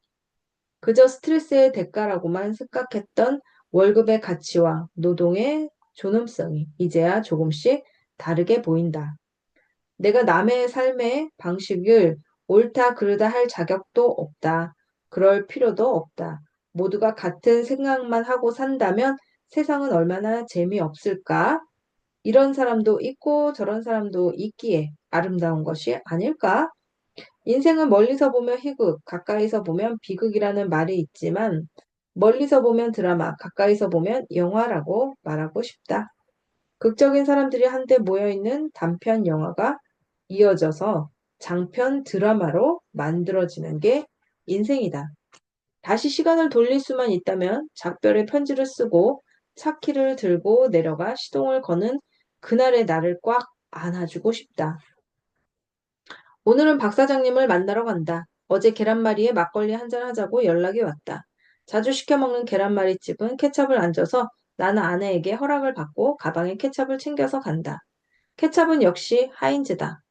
박 사장 사무실에 도착한다. 거대한 벤츠 클래스는 없고 소형 SUV가 서 있다. 사장님, 안녕하세요. 송과장 왔어? 계란말이 시켜놨어. 케첩도 하나 사줬지. 하하하. 저도 케첩 가지고 왔는데요. 역시 사람은 다 비슷한가 봐. 케첩이 없어서 뭔가 아쉬웠는데 자네도 그렇게 느꼈나 보네. 버스 타고 오느라 힘들었지? 와서 막걸리 한 잔해. 네. 박 사장님이 막걸리를 냉장고에서 꺼내 커피잔에 따라 주신다. 나는 두 손으로 받아 한 모금 마시며 입을 축인다. 시원하다. 우리의 대화 주제는 역시나 부동산이다. 자네 회사 사람들이 요즘 집 얘기 안 해? 많이 해요. 너무 올라서 다들 속상해해요. 그리고 지금 집값 어떻게 보세요? 사람의 욕심을 숫자로 계산할 수 있으면 얼마나 좋겠어? 그렇게 보면 주식이나 부동산 같은 자산이라는 게 욕심에 의해 움직이는 것 같다니까. 심리가 중요하다고 하잖아. 내가 보기에는 말이 좋아 심리지 그냥 욕심인 것 같아. 그러게요. 적당한 욕심은 긍정적인 원동력이 되지만 과하면 탐욕이 되고 그게 자산 시장을 부풀릴 수도 있는 것 같아요. 자산값에 욕심이 얼마나 끼어 있는지 알 수 있다면 투자는 참 쉽겠지. 모든 사람들의 가슴에서는 용암이 부글부글 끓어. 그래서 머리에서 냉각수로 계속 식혀줘야 해. 냉각수가 없으면 주식은 매수 버튼을 급하게 클릭을 하고 부동산은 계약서에 급하게 사인을 휘갈기고 그런 식이겠지. 가슴은 뜨겁게, 머리는 차갑게 그런 말도 있잖아. 딸랑딸랑. 문을 열 때 들리는 고주파수의 종소리다. 안녕하세요, 사장님. 시키신 계란말이 2개 왔습니다. 사장님, 2개나 시키셨어요? 쌀밥 먹으면 살찐다고 해서 밥 대신 먹는 거야. 자네가 좋아하기도 하고. 잘 먹겠습니다, 사장님. 박 사장님은 미리 꺼내둔 케첩을 찻잔에 짠다. 계란말이 위에 바로 뿌리지 않아 다행이다. 아마도 예전에 탕수육 소스를 붓지 않고 찍어 먹는 나의 성향을 파악하신 듯하다. 이러한 사소한 배려가 상대방에 대한 신뢰와 감사를 갖게 한다. 푸. 처음에 공기만 나오다가 불그스레한 케첩이 쭉 빠져나온다. 공기만 나올 때는 시끄럽고 케첩이 나올 때는 조용하다. 빈 술에는 요란하고 꽉 찬 술에는 조용하다. 현명한 사람은 무겁고 그렇지 않은 사람은 가볍다. 나는 하던 말을 계속 이어간다. 그럼 그 끓는 용암은 어떻게 식히고 냉각수는 어떻게 만들죠? 부지런한 발. 네? 자네가 그래도 여기까지 올 수 있었던 게 그 발 때문 아니야? 난 그것 때문이라고 보는데. 저는 그냥 책에서 무조건 직접 눈으로 봐야 한다고 해서 그렇게 한 것뿐이에요. 그래, 잘했어. 직접 보지 않고 자산을 산다는 건 목소리만 듣고 결혼하는 것과 같은 거야. 와, 그 정도예요? 하하, 비유가 너무 심했나? 만약에 내 마누라가 내 목소리만 듣고 결혼했으면 도망갔을 거야. 내가 목소리 하나는 끝내주잖아. 농담이고, 아까 하던 집값 얘기하자면, 나도 어떻게 될지 예측하긴 힘들어. 이성적으로 차곡차곡 올라간 견고한 시세인지, 광기에 의해 비이성적으로 올라간 시세인지 말이야. 이건 시간이 지나봐야 알 수 있을 것 같아. 자산에 버블이 끼어 있다는 말은 지나친 욕심이 끼어 있다는 말과 같거든. 자산이 싸다는 것은 사람들의 욕심이 들어갈 공간이 마련되었다는 뜻이고, 그래서 인간의 욕심을 숫자로 계산할 수만 있다면 얼마나 좋겠어. 자네가 한번 그런 계산기를 만들어 봐. 사장님도 집값이 내려갈지 올라갈지 예측하기 힘들다는 말씀이신가요? 한 지역에 파고들면 알 수 있겠지만 전체 시장을 예측하기는 어려워. 주변 사람들이 요즘 많이 물어보는데 사라고 하기도 하고, 사지 말라고 하기도 하고, 나도 뭐라고 해야 할지 모르겠어. 대신에 사지 말아야 할 것들은 확실하게 사지 말라고 말해주지. 어떤 거요? 예를 들어 유령 회사 주식, 지역 주택 조합, 신도시 상가, 호텔 분양 이런 거. 부동산은 특히나 시세보다 싸게 준다고 한다는 건 거의 다 사기라고 보거든. 자네도 누가 물어보면 스스로 몇 군데 정한 다음에 부지런히 직접 돌아다녀 보라고 해. 인터넷으로만 깨작거리지 말고 그래야 그 사람도 현실을 제대로 느끼고 들끓는 마음을 좀 추스릴 수 있어. 자자, 한잔 해. 우리는 서로의 잔을 가볍게 부딪힌다. 이건 다른 얘긴데요. 가끔 여기는 괜찮을 것 같다. 느낌이 좋다. 잘 될 것 같다. 반대로 이건 좀 아닌 것 같다. 이런 직감이 들 때가 있잖아요. 그런 건 어떻게 생각하세요? 경험 많은 사람의 느낌은 단순한 감각이 아니라 실력일 거야. 실력이요? 그래, 실력. 여자들이 촉을 잘 맞추는 줄 알아? 미세한 표정, 말투, 목소리, 몸짓의 변화를 잘 파악하기 때문에 그런 능력이 그냥 생긴 게 아니라 상대방에 대한 정보가 차곡차곡 쌓였기 때문이지. 일부러 그 정보를 수집한 게 아니라 같이 지내다 보니까 무의식 중에 저장된 거야. 부동산 투자도 계속 하다 보면 자기도 모르게 데이터가 쌓여서 직감처럼 느껴지는 빠른 판단 능력이 생길 수밖에 없어. 이래서 내가 마누라한테 거짓말을 못해. 다 걸려. 자네도 마누라한테 사소한 거라도 거짓말할 생각도 하지 마. 네, 명심할게요. 경험이 없는 사람들이 차라리 나아. 어설프게 경험이 있는 사람의 직감은 허상을 아름답게만 보려 하거나 반대로 부정적으로만 보려는 망상이자 공상이지. 이런 사람들은 좀 깨워야 하는데 다들 자는 척 한단 말이야. 자는 척이요? 자는 사람은 흔들어서 깨우면 되는데, 자는 척하는 사람들은 아무리 흔들어도 일어나지 않아. 아예 아무것도 모르는 사람은 처음부터 가르치면 되는데, 이상한 것들을 배워서 엉뚱한 신념과 지식이 굳어버린 사람들은 거기에서 벗어나는 게 힘들어. 그래서 첫 단추, 첫 발이 중요한 거야. 자, 마지막 한 잔 하지. 우리는 커피잔에 담긴 막걸리를 후루룩 마신다. 각자 앞에 놓인 계란말이는 다 먹고 없다.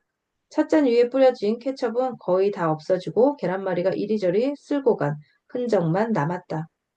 다음날 아침 정대리가 즐거운 표정으로 말을 건다. 송 과장님, 혹시 지역주택조합이라고 아세요? 왜? 그거 조합원 되면 그냥 싸게 받을 수 있다고 해서 상담받고 왔거든요. 대박이에요. 완전 시세 반값이에요. 왜 이제 왜 이걸 이제 알았나 몰라요. 나는 눈을 지그시 감았다가 뜨고는 말을 잇는다.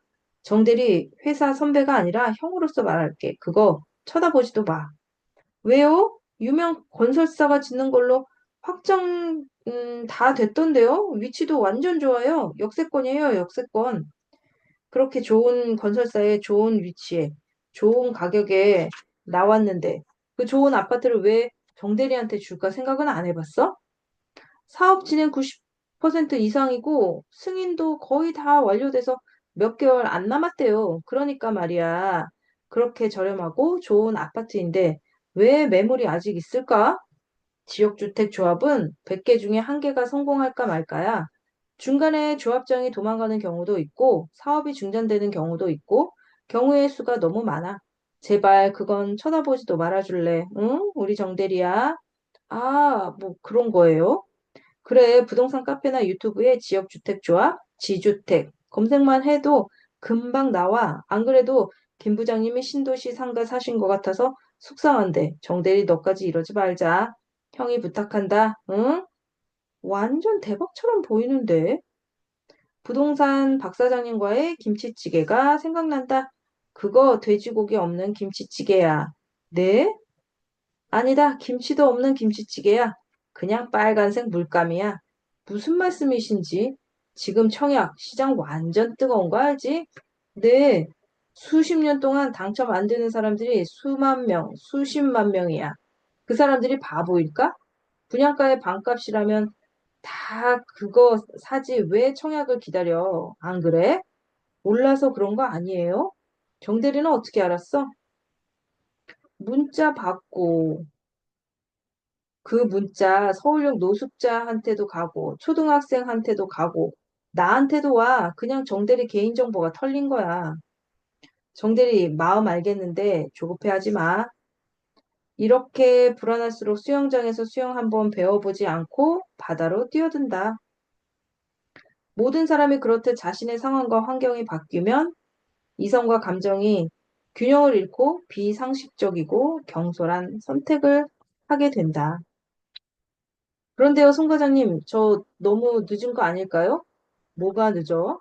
주식이든 부동산이든 공부하면서 재테크 하는 거예요.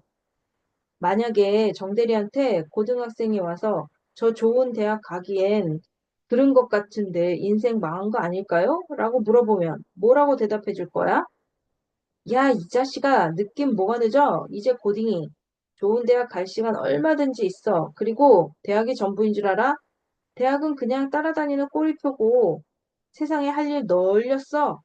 라고 말할 것 같은데요. 봐, 정대리도 아주 잘 알면서 그래? 이제 30대 초반이 늦었다고 하면 곧 마흔을 바라보는 나는 인생 끝이겠네. 아, 그건 늦었다고 해서 살던 대로 살지 않았으면 좋겠어. 합리화할 거리를 만들지도 않았으면 좋겠고, 선택하는 것에 대해 대가와 책임이 따르고, 선택하지 않은 것에도 대가와 책임이 있어. 가만히 있는 것도 가만히 있기로 본인이 선택한 것의 결과거든. 저 방금 엄청 찔렸습니다. 그런데 금수저들은 이런 생각조차 안 하겠죠? 과장님도 금수저들이 부러운 건 마찬가지인가요? 뭐, 나도 가끔씩 부러울 때도 있지. 하지만 돈이라는 것은 벌 수도 있고, 모을 수도 있고, 쓸 수도 있고, 없으면 은행 가서 빌릴 수도 있잖아. 사람이 어떻게든 할 수 있다는 얘기야. 하지만 시간은, 대출이라는 게 없어. 따로 어디에 쌓아둘 수도 없고 버릴 수도 없어. 누구에게나 공평해. 그래서 그 시간을 더 알뜰하게 쓴다면 얼마든지 금수저들을 역전할 수 있다고 생각해. 시간, 맨날 누워서 TV 보고 핸드폰 보고 한숨만 나오네요. 신용카드 정지당한 불량자보다 그 시간을 낭비한 신용불량자가 나중에 더 비참하고 초라해진다면 이해가 빠르려나? 저는 그 둘 다 너무 뼈 때리시는 거 아닙니까? 뭔가를 열심히 해본 기억이 너무 없어서 제가 뭘 할 수 있을지 모르겠어요. 정대리 운동화 모은다고 했지? 어디 제품이야? 나이키요. 그럼 나이키 슬로건 잘 알겠네. 뭐, just do it이요? 응, 그래, 그거. 아무 생각하지 말고 그냥 해봐. 혼자 시작하기 힘들면 나랑 임장 한번 같이 가자. 부동산 말고 주식하고 싶으면 내가 아는 슈퍼 개미 형이 있는데 같이 밥 한번 먹든가. 일단 뭐라도 누구와 같이 해보면 그걸 해야 할 원동력이 조금은 생겨. 그런 원동력이 더 필요하면 한 번만 더 해보면 되지. 언제부터 하면 될까요? 주말 지나고 다음 주 월요일 정도면 좋겠죠? 금수저, 은수저 같은 배경 조건에 관해서는 핑계를 댈 수 있어. 나는 흙수저니까 불리한 조건이다. 라는 식으로. 그런데 시간은 누구에게나 공평해서 핑계를 댈 수가 없어. 그게 더 무서운 거야. 그러니까 오늘 퇴근길에 동네 주변 한 바퀴 돌다가 부동산에 들어가든지 여의도에서 주식 좀 하는 친구 있으면 만나든지 해. 대신 둘 중 하나만 정해. 네, 생각해 볼게요. 그리고 지역주택 조합은 당장 버려. 알겠어요. 식사하러 가실까요? 오늘은 나가서 먹자. 뭐 먹고 싶어? 돈까스요. 어제도 돈까스 먹었는데 오늘도? 네, 돈까스 좋아해요. 좋아. 그런데 회사 주변에는 왜 이렇게 돈까스 집이 많을까? 사람들이 돈까스를 정말로 좋아해서 먹는 건지, 먹기 편하고 익숙해서 먹는 건지 모르겠다. 몰라요. 저도. 가시죠. 진급자 발표 날이다. 우리 팀은 권사원이 대리로 진급할 차례다. 아, 박 과장님도 10년째 과장에서 벗어나 차장으로 진급할 차례다. 회사 사내 사이트에 진급자 명단이 PDF로 올라왔다. 조심스레 클릭하여 스크롤을 한다. 권시성을 찾는다. 보이지 않는다. 다시 처음으로 돌아가서 천천히 스크롤한다. 중간중간 권사원 동기들 이름이 보인다. 그런데 권사원은 없다. 권사원의 동기들은 대부분 진급한 것으로 아는데 권사원은 하지 못했다. 고개를 살짝 돌려 권사원을 본다. 무표정이다. 모니터를 멍하니 바라보고 있다. 내가 과장 진급에서 미끄러졌을 때의 표정과 똑같다. 그때 주변에서 진급 별거 아니라고 했던 말이 기억난다. 나도 권사원에게 가서 진급 별거 아니라고 말해주고 싶지만 할 수 없다. 동정이나 위로 따위는 필요 없을 것이다. 그저 선배로서 미안할 뿐이다. 내 옆에 있는 정대리와 옆에 있는 권사원. 내가 아끼는 후배들. 그렇지만, 비록 권사원이 진급은 못했더라도 권사원에게 남은 것은 집이고, 정대리에게 남은 것은 카드값이다. 김 부장에게 남은 것은 현명한 아내와 아내분을 빼닮은 자녀와 별명이 논팽이일 것 같은 느낌이다. 송 과장님, 며칠이 지났을까? 퇴근하는데 익숙한 목소리가 나를 부른다. 권사원이다. 퇴사를 한다고 한다. 대기업의 단점은 사람이 많다 보니 누가 진짜인지 누가 가짜인지를 알기 쉽지 않다는 데 있다. 회사 입장에서는 신입사원을 입사시키고 교육시키고 일을 제대로 하기까지 투자를 했는데 가장 왕성하게 실무를 진행할 사원에서 대리급이 퇴사를 하는 것은 굉장한 손해다. 더구나 권사원 같은 괜찮은 친구라면 더더욱 아까운 인재가 또 회사를 떠난다. 며칠 뒤 정대리는 해당 지역 주택조합의 조합장이 사기 혐의로 구속되었다는 뉴스를 보여주며 공차를 쏘겠다고 한다. 나는 라지 사이즈의 엑스트라 펄을 주문한다. 송 과장님, 저도 좀 제대로 살아볼 수 있는데요. 뭐부터 해야 할까요? 사실 나도 뭐가 정답인지는 잘 모르지만 그동안 경험하고 인생, 선배들로부터 배운 것들을 말하자면 정대리 혹시 아직도 다른 사람들 인스타그램 보면서 부러워해? 친한 친구가 그렇게 되고 나서 한동안 안 봤는데 요즘 또 보기 시작했어요. 내 얘기 하나 해주자면 부산 출장 갔을 때 돼지국밥을 진짜 맛있게 먹고 있었어. 김치랑 깍두기랑 같이 신나게 먹고 있는데 옆 테이블에서 아, 냄새나 이러는 거야. 그런데 신기하게 그때부터 냄새가 나는 것 같아서 못 먹겠더라고. 신기하지 않아? 그 전까지는 엄청 맛있게 먹었는데 말이야. 이렇게 사람 귀가 가벼워. 정대리 친구들 만나면 무슨 얘기해? 회사 욕으로 시작해서 회사 게임, 회사 자동차 얘기? 그런 얘기해요. 그리고 뭐 그 친구들 뭐 샀다고 보여주면서 뭐 샀다고 보여주는데 그런 거 보면 장난 아니에요. 그 부자 친구들, 네, 부자들이 돈 쓰는 거를 무서워하지 마. 돈이 많으니까 쓰는 거야. 그리고 그 사람들이 써야 경제가 돌아가. 부자들이 돈 많이 쓴다고 우리 같은 사람들이 같이 많이 쓰면 어떻게 될까? 무슨 말씀이신지. 바꿔서 부자들이 검소하게 사는데 평범한 사람들이 그 사람들보다 더 많이 쓰면 어떻게 될지 생각해 봤어? 부자들은 아끼고 저 같은 일반인들은 쓰고. 그게 부익부 빈익빈이야. 그런 환경부터 바꿔야 해. 그 친구들을 버리라는 게 아니야. 자기 개발에 노력하는 친구들을 만나. 나도 내 동기들 놀러 다닐 때 왜 안 가고 싶겠어? 대신 부동산 사장님들을 만나러 다녔지. 결국 선택인 건데 정대리는 지금 뭘 포기할 수 있어? 무슨 포기요? 지금 정대리가 가지고 있는 것 중에 뭘 버릴 수 있는지 생각해 봐. 예를 들어 친구들 만나는 거, 먹고 마시는 거, 쇼핑하는 거, 또 거기에 소요되는 시간들, 나는 이런 것들을 포기하거든. 아직 생각해 본 적이 없어요. 내가 만일 정들이라면 코인에 들어가 있는 돈 다 빼고 인스타그램 앱부터 지울 거야. 비트코인이요? 그건 마지막 희망 사다리예요. 지금 수익률 몇 프로라고 했지? 마이너스 60%요. 희망 사다리가 아니라 추락 사다리네. 하긴 그래요. 주문하신 음료 2잔 나왔습니다. 정대리는 음료를 받아 나에게 건넨다. 나는 말을 이어간다. 그리고 인스타그램 속에는 그렇게 많은 잘생기고 멋진 사람들은 현실에서는 안 보이잖아.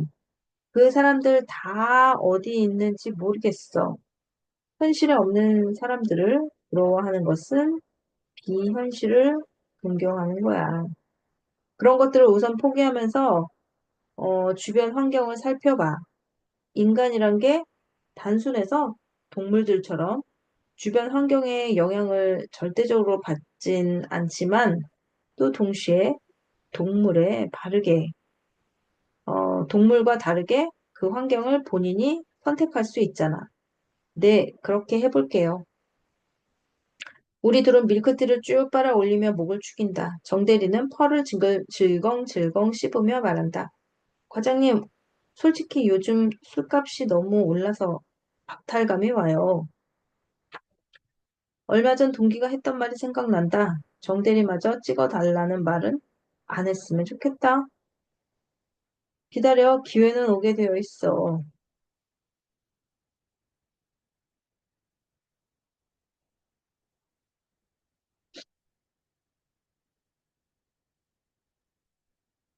너무 올라서 이제는 불가능할 것 같은데요. 권사원 집 사는 거 보고 왜 사나 싶었는데 지금은 제가 큰 실수한 것 같다는 생각도 듭니다.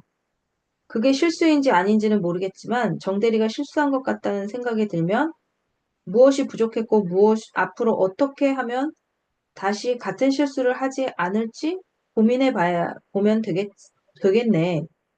그러게요. 현실 부정만 실컷 한 것 같아요.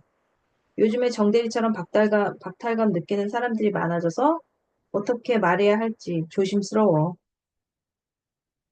괜찮습니다. 말해주세요.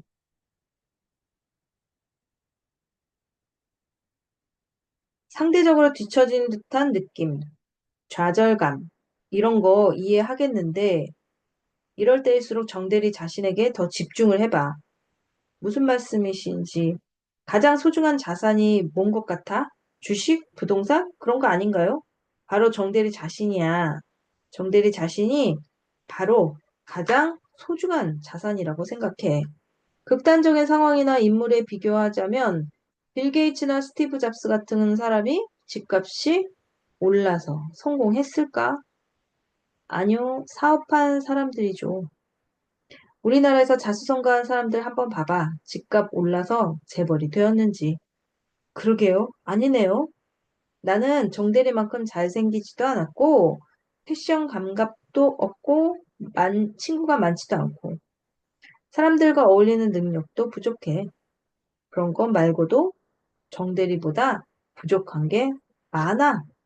나는 사실 정신적 결함, 아무튼 문제가 좀 있어서 같은 일도 남들보다 어쩔 수 없이 더 많이, 더 오래 해야 했거든. 그래서인지 남들보다 잘할 수 있는 것은 열심히 하는 거였어. 내가 그나마 잘할 수 있는 걸 찾은 거지. 정대리도 정대리만의 장점을 찾아보는 건 어때? 글쎄요, 저는 잘하는 게 없을 것 같은데요. 왜 없어? 내가 보기엔 정대리는 패션 센스가 좋아. 그동안 쇼핑하면서 느낀 점, 성공 사례, 실패 사례 같은 거 쭉 정리해 봐도 좋을 것 같고, 매일 아침 어떻게 입고 출근하는지, 왜 이 의상을 골랐는지 공유해도 좋을 것 같고, 정대리가 가지고 있는 아이템들을 소개하는 영상을 만들어도 될 것 같고, SNS를 이용하는 소비자 말고 정보를 제공하는 생산자가 되어보는 거야. 제가 그런 걸 어떻게 합니까? 전문가도 아니고요. 전문가가 아니니까 더 친근하지. 요즘 사람들은 일반인의 눈높이에서 마치 자기 친구가 설명해 주는 것 같은 콘텐츠를 더 좋아해. 저는 그런 재능이 없는데요. 재능이 뭘까? 수십만 유튜버들이 어떤 재능이 있어서 그렇게 된 걸까? 나는 그들이 성공할 수 있던 요인은 구독자 수가 늘지 않아도 비난하는 댓글이 달려도 오랜 시간 꾸준히 영상을 만들어 올렸기 때문이라고 생각해. 재능이라는 건 타고난 게 아니라 지속적으로 하는 것, 힘들어도 꾸준히 버텨내서 결국에는 잘하게 되는 능력, 그런 게 아닐까 싶어. 송 과장님 말씀은 재능이라는 게 특별히 뛰어난 게 아니라 꾸준함이라는 거네요. 계속 하다 보면 더 잘하고 싶은 욕심이 생기고 뭔가 더 파고 싶은 생각이 들 거야. 회사에서 인재로서 인정받아서 연봉을 올리든지 아니면 회사 밖에서 지속적으로 하면서 동시에 가치를 끌어올릴 수 있는 게 무엇인지 찾아봐. 하다 보면 몸이 힘들다기보다는 귀찮음이 더 클 텐데 그 귀찮음을 이겨내는 게 열쇠라고 봐. 몸이 힘들다고 다 하지만 실제로는 마음이 힘든 거거든. 귀찮음을 이겨낸다라. 저 귀찮은 거 진짜 싫어하는데 더 중요한 건 시작을 하느냐 하지 않느냐인데 대부분의 사람들은 시작조차 하지 않더라고. 정대리가 뭘 하는지 모르겠지만 그 경계에서 하고 안 하고는 시간이 지나면 크게 벌어져 있을 거야. 그 또한 정대리의 선택이지. 정대리가 잘할 수 있는 게 여러 가지 있겠지만 그중 가장 오래 할 수 있을 것 같고 가장 매력적이고 가장 즐거울 것 같은 거 하나만, 딱 하나만 골라서 해봐. 투자는 분산 투자를 할지라도 인생은 분산 투자 하지 말자, 우리. 정대리는 곰곰이 무언가를 생각하는 듯 아무 말이 없다. 밀크티를 다 마시고 남은 얼음을 입에 넣고 이리저리 굴리며 정대리가 입을 연다. 그런데 송 과장님, 사람들이 왜 집 하는지 모르겠어요. 집은 한 채 있어야 하는 거예요? 나 같은 경우는 집주인이 보증금 올려달라, 월세금 올려달라 할 때마다 협상하는 것도 불편하고 이사 다니는 것도 힘들고 해서 사긴 했는데 한편으로 자산이라는 측면에서도 의미를 두긴 했어. 우리가 출장 갈 때 기차 타잖아. 기차라는 것이 있어서 먼 곳도 빨리 갈 수 있는 거고 마찬가지로 우리 돈도 달리는 기차에 태워야 해. 그 기차가 자산인가요? 맞아. 기차를 타려면 목적지를 정하고 표를 사고 역에 가서 플랫폼이 어딘지 확인하고 타야 하잖아. 그리고 기차표를 지불할 돈이 있어야 뭔가 할 수 있겠지? 그 돈을 모으면서 어느 목적지로 갈지, 어떤 기차를 탈지 미리미리 알아보는 거야. 그 기차표 값이 흔히 말하는 종잣돈인데 돈을 모으는 과정은 진부하고 지루하고 때로는 처절하기까지 해. 많은 것을 포기해야 할 수도 있어. 그런데 그 종잣돈을 빨리 모으기 위해서 또 주식 사고, 코인 사고, 그러는 건 절대 안 돼. 회사 끝나고 아르바이트를 하든지 뭘 하든지 간에 일을 해서 모아야 해. 중간에 종잣돈을 빨리 모으려고 어딘가에 투자하고 싶은 유혹이 있을 수 있는데, 그럴 때 한눈 팔지 않는 것이 중요해. 음, 그리고 중요한 거, 자신의 상황에 맞지 않게 무리해서 비싼 기차표를 사서 아무것도 못하고 근로소득 대부분을 이자나 다른 유지비에 쓴다면 그건 자산이 아니야. 폭탄이 될 수도 있어. 항상 리스크를 염두에 두고 있어야 해. 그런데 불안하기도 하고, 부럽기도 하고, 솔직히 그래요. 우울하기도 하고요. 집값 좀 떨어졌으면 좋겠어요. 집 가진 사람들은 무조건 오르기를 바라고, 없는 사람들은 떨어지기를 바라고, 그렇게 자연스럽게 상승론자와 하락론자가 되어버린 경우를 봤는데, 정대리는 시장론자가 되었으면 좋겠어. 한쪽으로 편중되지 않고, 중간에서 양쪽을 다 볼 수 있는 그런 사람 말이야. 상승론자도 아니고 하락론자도 아닌 시장론자. 어렵네요. 우리 상무님, 최 이사님, 김 부장님, 그리고 나를 봐봐. 집값 오르긴 했는데 뭐 달라진 거 있어? 정대리가 원하는 트리마제의 페라리는 꿈도 못 꿔. 예전하고 똑같아. 왜냐하면 소득은 그대로거든. 세금 만들었어. 만약에 하락기가 오면 어떻게 될지 생각해봐. 안절부절 못하거나 불안해하거나 뭘 해야 할지조차 모르는 사람들이 대부분일걸? 그 사람들은 본인들이 집을 소유하는 게 아니라 집이 그 사람을 소유하고 있는 거야. 갑자기 비트코인이 생각나네요. 실시간으로 거기에 매달려서 오르면 좋아 죽고 떨어지면 화가 치밀어 오르던 그 기억도 나고요. 생각해보니 비트코인이 제 목덜미를 잡고 있는 거네요. 지금처럼 불안한 상태에서 지르는 것은 투자가 아니야. 불안을 상쇄하려는 자위행위에 불과해. 생각해보면 투자라는 것은 실력과 시간의 차이인 것 같아. 우선 시간은 자동으로 가. 멈출 수가 없어. 반대로 실력은 스스로 키워나가야 해. 그러다 어떤 시간이 찾아왔을 때 자신의 실력과 종잣돈으로 꽉 붙잡으면 돼. 그런데 실력과 종잣돈이 없으면 그 시간이 왔는지 갔는지조차 모르지. 기회는 늘 오게 되어 있어. 늘 그래 왔어. 기차표 값을 모으고 실력을 키우고 타이밍을 주시하고 이건가요? 그래, 정대리가 기차표 값을 모으고 실력도 키우고 있을 때 또 하나 알아야 할 것은 기차의 목적지는 각각이 다르다는 거야. 곳곳에 목적지가 낭떠러진 기차도 많아. 우리가 출장 갈 때 타는 KTX가 시속 300km인데 새로 생긴 열차라면서 500km로 달린다고 빨리 타래. 곧 출발한다고. 검증되지 않은 것은 타면 안 돼. 그런 기차를 타지 않는 것도 실력이야. 정대리의 핸드폰이 울린다. 권사원. 대리님, 저 학교 일찍 끝나서 회사 앞으로 지나가는 길인데 들러도 될까요? 안 그래도 지금 송 과장님과 공처해 있어? 이쪽으로 와. 10분 뒤, 권사원이 캐주얼한 복장으로 에코백을 옆으로 메고 머리를 흩날리며 안으로 들어온다. 회사 다닐 때의 초췌함은 보이지 않는다. 권사원이 반짝이는 눈으로 공차 내부를 쭉 훑어보며 말한다. 아, 너무 그리웠어요. 여기 들어오니 아직도 계속 회사를 다니고 있는 것 같아요. 정대리가 말한다. 권사원은 회사 나온 거 꽤 안 해? 아니요, 학교 다니는 거 재밌어요. 회사 다닐 때보다 시간도 많아서 여유로워요. 가끔씩 당장 소득이 없어서 좀 쪼들린다고 느낄 때도 있는데요. 나중에 하고 싶은 일 한다고 생각하면 후회는 없어요. 송 과장님, 권사원도 자신의 가치를 높이고 있는 건가요? 그건 권사원한테 물어봐야지. 권사원이 나와 정대리를 번갈아 보며 물어본다. 두 분 무슨 말씀 나누고 계셨어요? 송 과장님이 가장 큰 자산은 자기 자신이라고 하셔서 혹시 권사원도 그렇게 생각하고 있나 해서 하하, 두 분 무슨 철학자 같은 토론하셨어요? 나 심각해. 이대로 돈 펑펑 쓰면서 살다가 골로 가게 생겼어. 이 회사를 들어오겠다고 마음먹은 것도 저고, 나가겠다고 결심한 것도 저고, 김 부장님과 같은 아파트를 사겠다고 결정한 것도 저고, 대학원 가기로 한 것도 저고요. 제 자신이 가장 큰 자산임을 넘어서 그냥 전부 아닐까요? 누가 제 머리에 총을 들이대고 아파트를 선택할래, 너를 선택할래 하면 저는 100층짜리 빌딩이 있더라도 저를 선택할 거예요.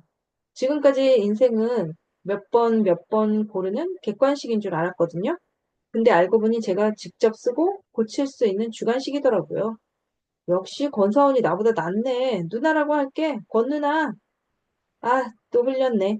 정대리가 밀크티를 바지에 흘렸다. 예전 같았으면 일어나서 털고 난리가 났을 텐데 아무렇지 않은 표정이다. 권사원이 묻는다. 정대리님, 이거 비싼 바지 아니에요? 아, 사실 이거 짝퉁이야. 네? 정대리님이요? 진퉁은 다 팔았는데 또 이 브랜드 옷이 입고 싶었어. 그런데 돈이 없어서 짝퉁 샀어. 비밀이야. 신기한 게 하나 있는데 짝퉁 입은 사람은 짝퉁 입은 사람을 알아보더라. 그게 티가 나. 진짜 신기해. 내가 입으면 전혀 티 안 나는 것 같은데 남이 입은 거 보니까 불쌍해 보이더라. 순간 나도 같은 처지이면서 나한테는 관대한데 남한테는 엄격해지더라고. 권사원은 명품에 관심 없어? 네, 별로 없어요. 남자는 그냥 스파 브랜드 깔끔하게 입는 게 제일 예뻐 보여요. 그거 모델들이 입으니까 깔끔해 보이지. 일반 사람들이 입으면 그냥 찐따야. 아니에요. 그 사람들의 분위기랄까? 어떤 품이랄까? 그런 게 느껴지는 사람은 뭘 입어도 괜찮더라고요. 그럼 권사원이 보기에 송 과장님은 어때? 왜 여기서 나를 끌어들여? 나는 그냥 찐따라고 하자.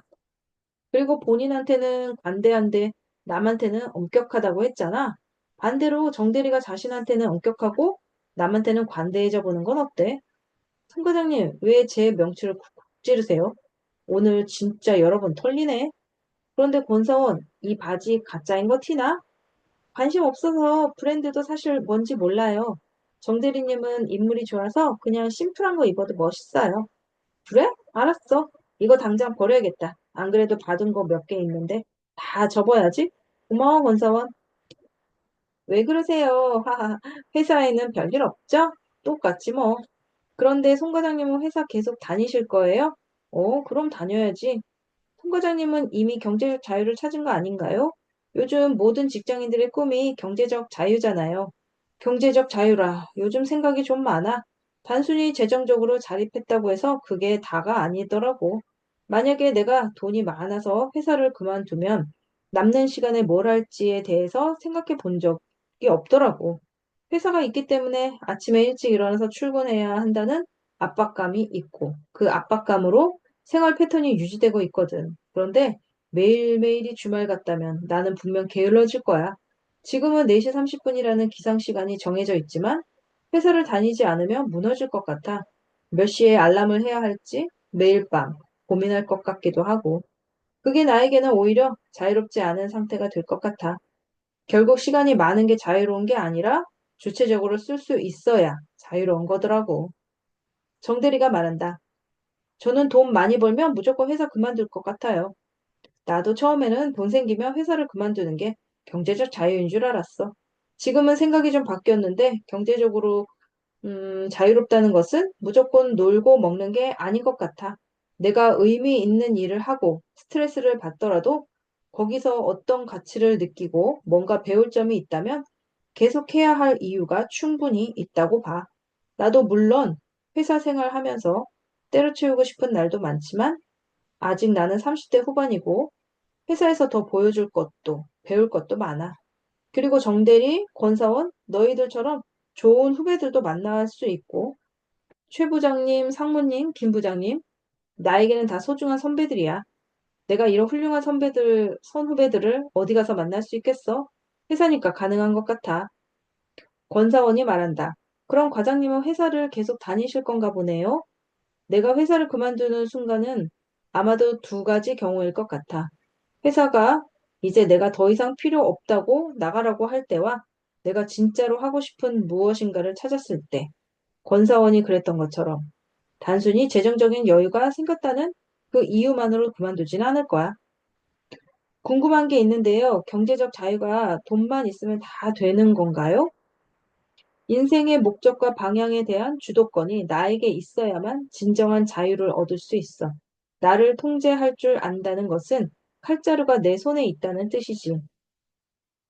그런데 사람들은 칼날을 잡고 있으면서 칼자루를 잡고 있다고 착각을 해. 아무것도 통제하지 못하고 세상과 주변 환경에 이리저리 휩쓸린다면 그게 진정한 자신의 모습인지 생각해 볼 필요가 있다고 봐.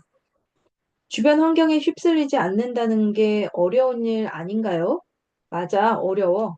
어렵지만 주어진 환경에서 최선의 선택을 하고 결과에 대한 고민을 해야 해. 그러다 보면 그간의 최선의 선택을 뛰어넘기 위해 주어진 환경 아닌 밖에 대해 생각하게 되지. 그때 비로소 다른 세상이 열리는 것 같아. 어렵나? 내가 생각해도 단순히 경제적인 부분보다 더 어렵더라고. 나도 알아가는 중이야. 남은 공차 한 모금을 깊게 빨아들인다. 내가 지금 후배들에게 한 말들이 정답인지는 모르겠다. 이런 생각이 언제 또 바뀔지도 모르겠다. 후배들에게는 조금이나마 도움이 되었을까? 직장의 소중함을 모르고 지냈던 내가 이런 말을 할 자격이 있는 걸까? 나는 앞으로 어떻게 살아야 할까? 나는 요즘 친구가 무엇인지 궁금하다. 나는 요즘 가족이 무엇인지 궁금하다. 나는 요즘 직장이 무엇인지 궁금하다. 나는 요즘 돈이 무엇인지 궁금하다. 나는 요즘 경제적 자유가 무엇인지 궁금하다. 나는 요즘 행복이 무엇인지 궁금하다. 나는 요즘 인생이 무엇인지 궁금하다. 나는 요즘 내가 누구인지가 궁금하다. 이런 인생의 여정에 대한 즐거운 고민은 앞으로도 계속될 것 같다. 핸드폰에 여신님이라고 뜬다. 아내의 전화다. 맥주 사갈까? 응, 좋지. 나는 재즈바에서 연락처를 받은 후 9개월 만에 결혼했다. 주의력 결핍, 과잉 행동 장애와 우울증을 갖고 저공 비행 인생을 살던 내가 결혼을 했다는 사실이 지금 생각해도 놀랍다. 처음에는 그녀에게서 연락이 없었다. 나는 어떻게든 연락을 하고 싶었다. 그래서 내가 먼저 몇 개의 곡을 선정해서 연락을 했다. 그녀는 좋다고 했다. 나는 재즈바 사장님에게 부탁해 그녀를 위한 자리를 여러 번 예약해 두었다. 내가 제일 잘 보이는 자리로. 아니, 내가 제일 멋있게 보이는 자리라고 표현하는 게 맞겠다. 레지던트 생활에 지친 그녀에게 당분이 되어주고 싶었다. 비타민이 되어주고 싶었다.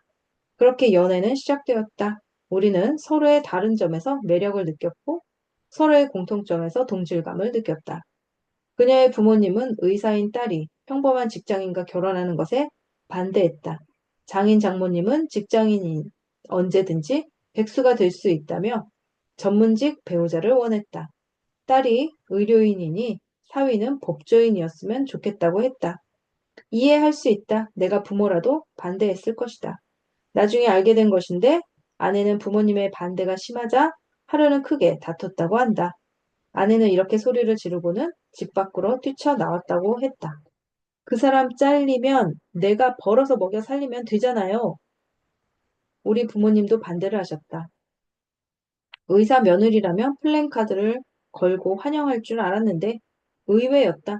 정신치료를 하는 사람과 정신치료를 받는 사람의 조합은 납득이 되지 않아 그러시나 했는데 그런 게 아니었다.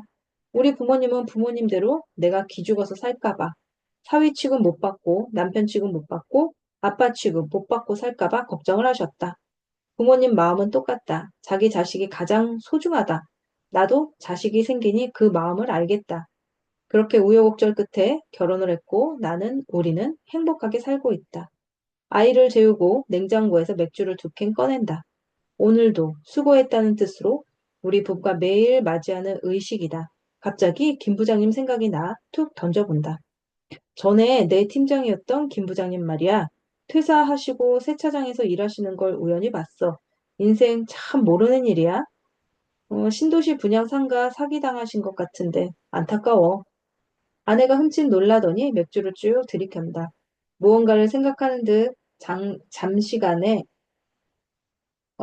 잠시간의 침묵 끝에 아내가 대답한다. 많은 사람들이 인생의 향기라고 해야 하나? 무언가를 찾기 위해 삶의 시간을 전부 써버리잖아. 그런데 그 향기를 결국에는 찾지 못하는 것 같아. 왜? 그 향기는 바로 자기 자신에게서 나고 있는데 그걸 몰라. 자신이 얼마나 소중한 존재인지 모르고 다른 곳에서 찾으려고 해. 타인에게서 찾으려고 하기도 하고,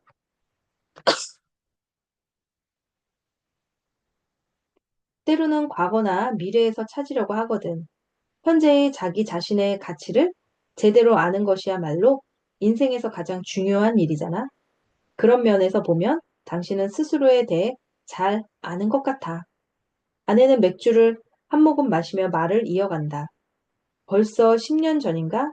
재즈바에서 와인 마시면서 공연 볼 때가 생각나. 그때 당신이 피아노 치는 모습이 지금도 눈에 선해. 그러고 보면 시간이 참 빨라.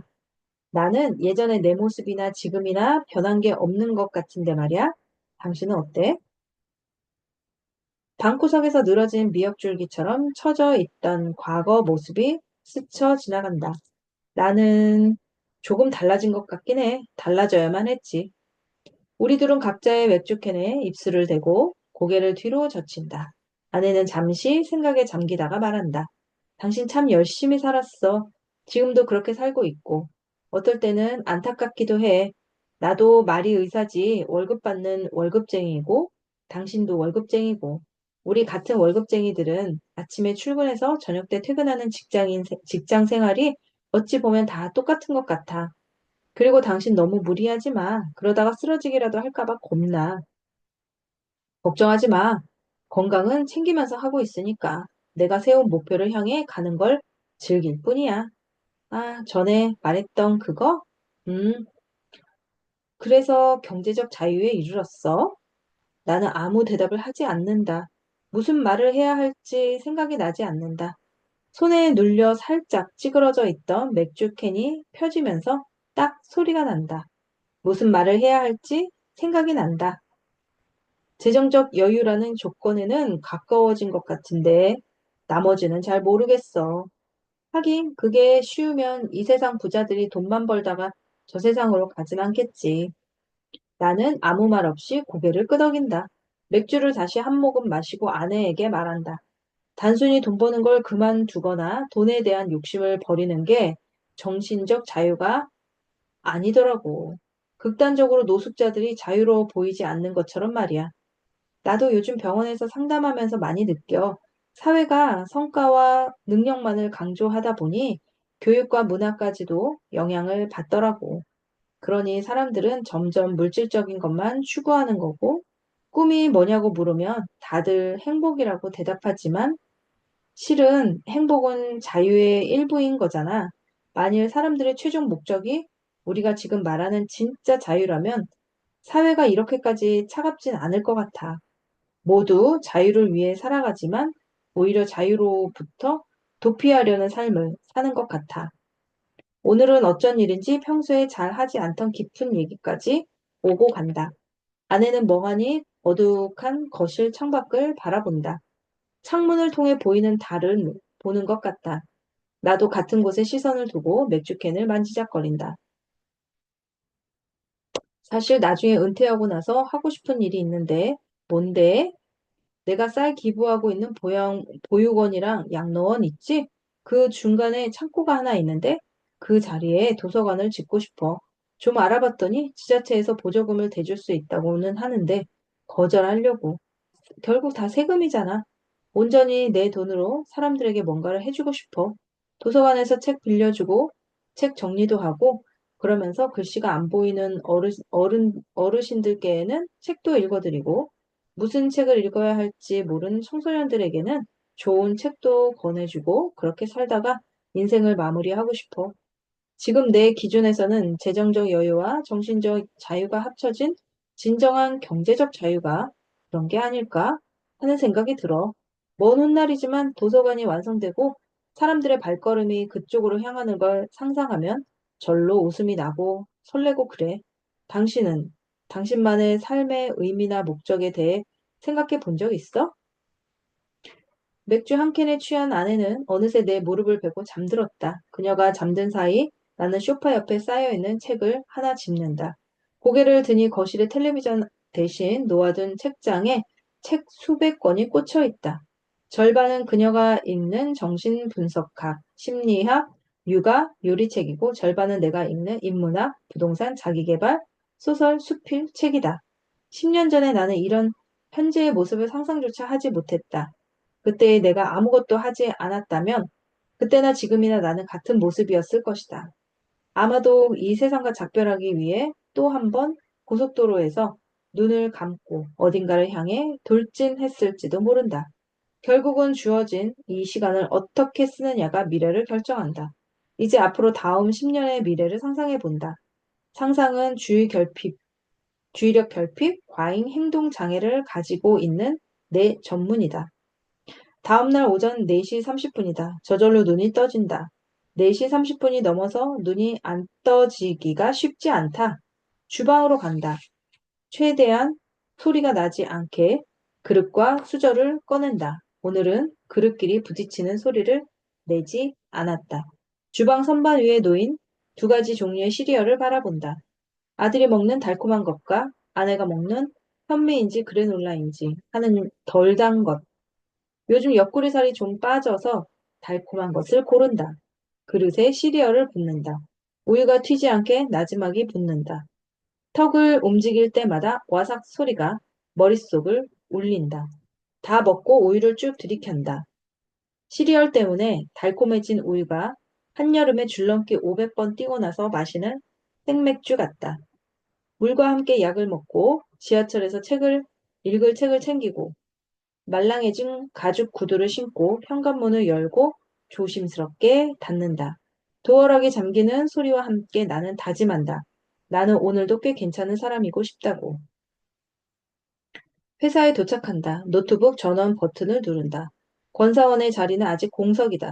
똘똘한 권사원은 잘 지내고 있을까? 오늘따라 빈자리가 크게 느껴진다. 믹스커피를 한 잔 마시고 싶다. 휴게실로 향한다. 늘 부족했던 믹스커피가 김 부장님이 나가고 난 뒤로는 늘 수북하다. 커피를 타고 휴게실을 둘러본다. 소파가 눈에 들어온다. 술에 취해 넥타이를 풀어 헤치고 잠든 김 부장님이 생각난다. 나간 지 몇 달 되지 않았는데 몇 년이 된 것 같다. 커피를 들고 자리에 앉는다. 오늘은 일기 대신 오랜만에 블로그에 글을 써볼까 한다. 뭘 써볼까? 김 부장님, 김 부장 이야기. 대기업 다니셨으니까 대기업 다니는 김 부장 이야기. 그래도 서울에 집 한 채 있으시니까 서울 자가의 대기업 다니는 김 부장 이야기. 끝. 서울 자가의 대기업 다니는 김부장 이야기 3편, 송가장편 끝까지 읽었습니다. 이 책은 3권으로 되어 있고요. 1편, 2편, 3편 다 읽었으니 궁금하신 분들은 찾아보시기 바랍니다. 오늘도 감사합니다. 부동산 책 읽어주는 구린이었습니다. 감사합니다.